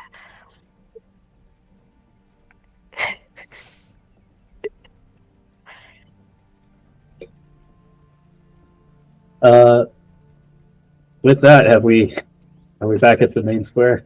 Yeah, so we've reached the center square. Just as we've reached that awkward bit of like, you talk good, and I like hearing you talk, and we're just, how do I? Look, there's more people here. So like I said, you come to this center square, which is public space. You're coming around. You're just afternoon, so uh, early afternoon, rolling into mid afternoon. Um, the Gilded Gull, which is the casino, is open. As I said, nice big picture windows looking out over the town. Nice dressed up people inside. All sorts of gambling games going on in there. Of course, there's a bar. Um, right across the square from it, another notable location, the Siren Song, as I mentioned, looks very much like the one you saw in Crystal Cove, kind of decked out in purples and pinks and velvets and satins and velours. And there's some nice music coming inside. It's a bit slow because it is early in the day. It's not really when you know things start really jumping, but it is open for some relaxation and a drink, if you will. Otherwise, other things that you see around you, these bungalow beach-style houses kind of sparsed out throughout the city. The Midway, as I said, street vendors, some Midway games, and there are little souvenir shops kind of dotted throughout that have just, you know, stupid little trinkets kind of displayed. I think Jade definitely gets distracted by the stupid little trinkets. You see different different sculptures made of like glass and ceramic, and there's stuff made of like there's like colored sand in bottles and little keychains and just knick-knacky kind of things.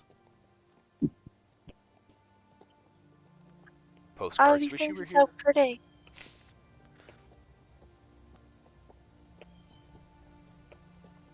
Devi, do you think if I got some of these postcards and sent them to my sisters that they'd get them?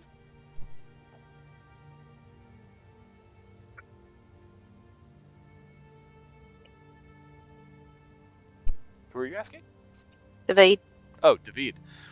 David says, well, unless you can find a delivery service that'll take these things back home, um, maybe?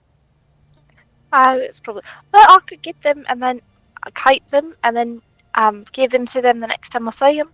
Oh, yeah, you can do that. Oh, that's good. And they have little pictures of like look, they're little hand. Oh, you can't see right now, but wait. And she'll hold one of them up towards the lace bit of the bag. It's got hand painted picture of the town on it. Oh, yeah, isn't that unique and lovely? Yeah, nice little souvenir to bring home. Yeah. Okay, I'll get a couple of these then. You get like a dozen for like a copper piece. Okay. I get a bunch of different pictures for it. Ones with different pictures on it, and then just tuck them into my binder.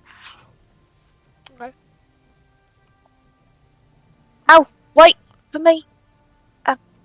I should just play catch up with the rest of them. Anywhere else in this town you wish to explore? Anything else you want to do? Otherwise, if not, if you want to start making your way out, the gate for the city is right down here. Is there anything we should try to do to get money before we leave the town? The hell is happening to the professor's token? He's freaking out, man. He is freaking out. Professoring. I think the professor had too much corn dogs.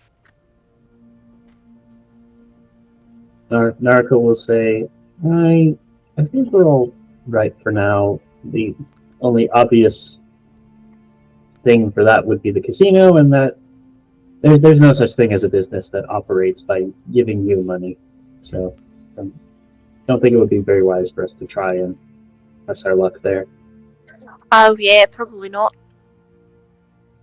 Out of character, last call for Ren. He wants to push us to say hi to the siren song before we leave. Nope. He doesn't care that much. It felt a little weird. Off we go. Nope.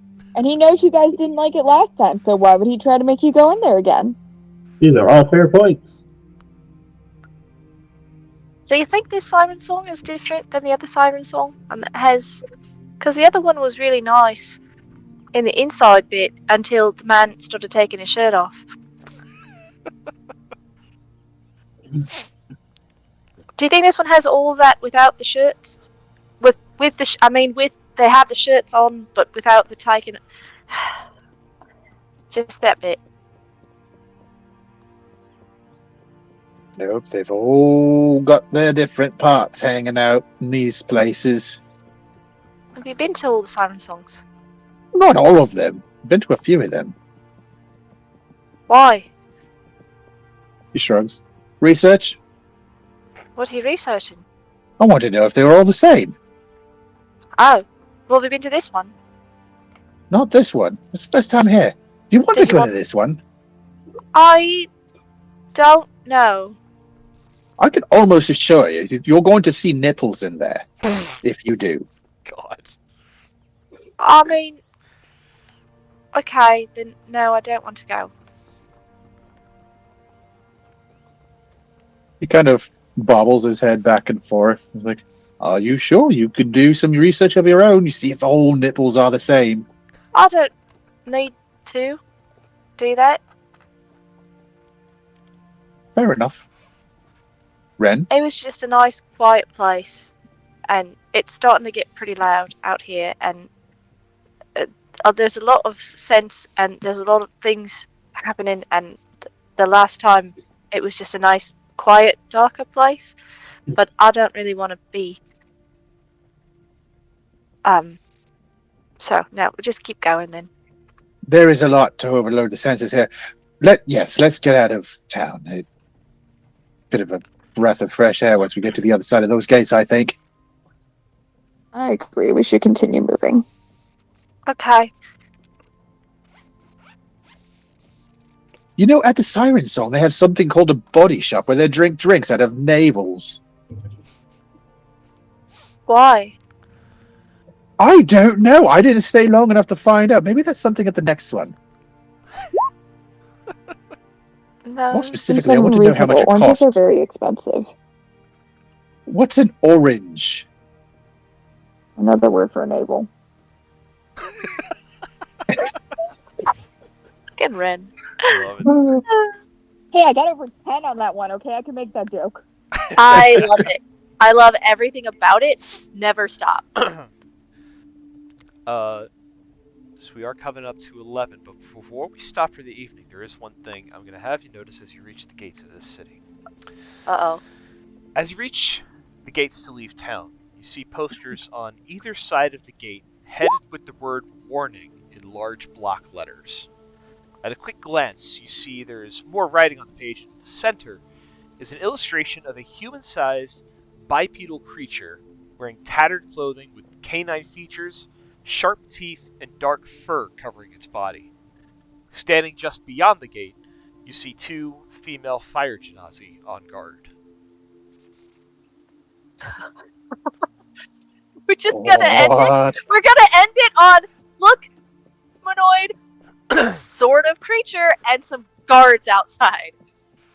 Werewolf? Werewolf. Oh my god, is it a werewolf? I could end it on a handout if you guys want to If you guys want to take a closer look at the poster. I mean, Jane's Werewolf? definitely gonna take a closer look at that poster. No. Handout, please. Need to know. Et voila. And voila. There we go. Oh my god! Oh, that's a weird no. How can I get that That's and just have a knoll. two different dog transformations? I am part fox, part hyena, part man. But all of me is All terrible. And all sexy. Let's see. Recommend you travel in well-equipped groups if you must travel at all. That's us. Reward? Who can confirm? Oh. Okay. Well, there's our money-making opportunity, guys. Oh no!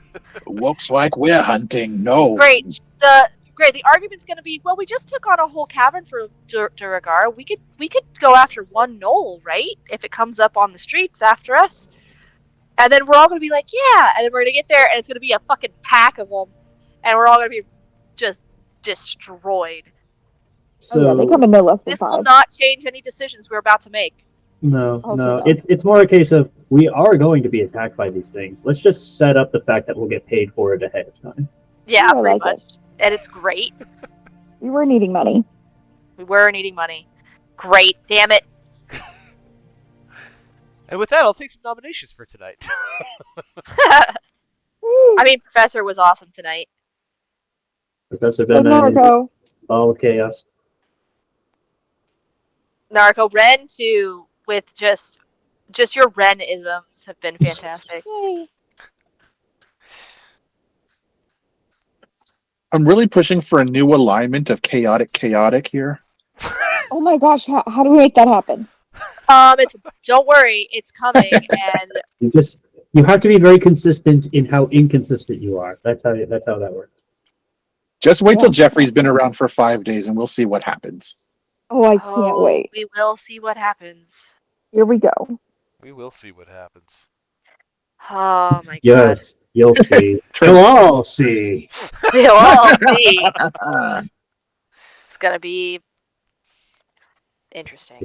They said I was Oh. mad. Well, I'm not mad. I'm just very disappointed. That's Cathilda. Have a granola bar and just sit here and know that what you did was not okay. And I still love you, but you're grounded for 2 weeks, and I'm so very disappointed in everything that you are right now. But I'm not mad at you. That doesn't make it better. Worse. It makes it so much worse. It does. Yes, the unbreakable bonds of love. And how much that fucking sucks. Yeah, Is there that it our moral? Is that our moral of the night? The unbreakable bonds of love, and how much it sucks. I don't know that our characters learned that this evening. No, they did not.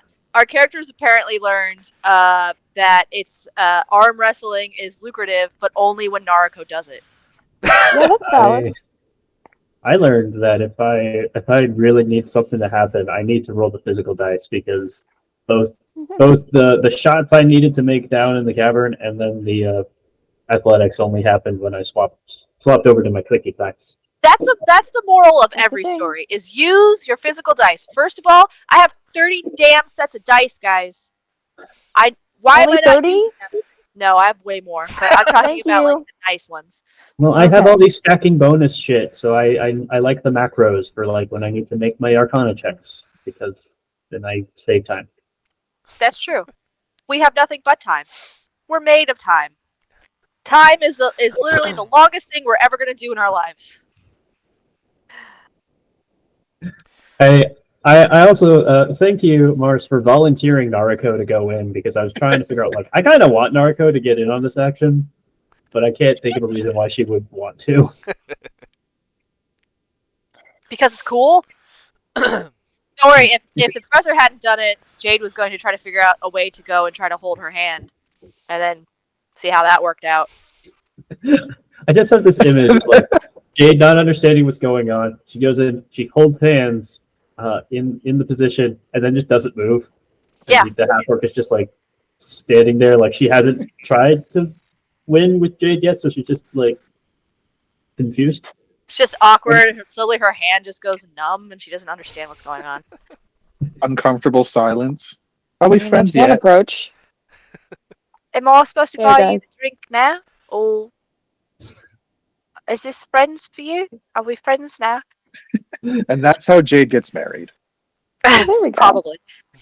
All right, guys. Have a good night. I'm out. Bye bye. Okay, honey. Thanks. Good night. Love Night. you. I feel like that's probably a standard orc tradition of if you want to get married to someone, you first have to defeat them in some sort of competition. Yep. You have to have an awkward moment and then have an arm wrestle. And bonus points if you do it at the same time. Seems likely. And Jade is going to be great at wooing orcs. Did we go around I and mean- say what we learned today? We learned to use your real dice. That's what we learned today. Yeah. I learned my real dice love me, and the digital dice only like me as a friend. A Facebook friend, by the way, where you kind of like, you say hi occasionally, like, happy birthday, and that's it. So you get one good one out of. Yeah, you look at pictures of their kids, but if you ever run into them in real life, you kind of turn your eyes and pretend not to see them. I learned that there are two surefire ways that I can get the professor distracted, and that is with food and the promise of knowledge. To And be just fair, wait. knowledge is a way you can get Naruko distracted too. I'll be honest. I originally thought Naruko would be more distractible, But now that the professor is here, and sometimes Yuki, she kind of has to play the other side of the spectrum. There's a She lot of technically she doesn't have to. there's a lot of ADD going around in this group. Not a lot. There's a little bit, for sure. I'd say at least half of this party is definitely neurodivergent in some capacity. Well, yes. It's endearing. It you know what? It makes us stronger. Quite literally in Narco's case. The world is a dangerous place for someone who's addicted to knowledge when there's lessons to be learned everywhere. Mm-hmm. With that, I will sign us off with the recording. Hey, possible no hunt next week. Yay! All right. Yay! Penis.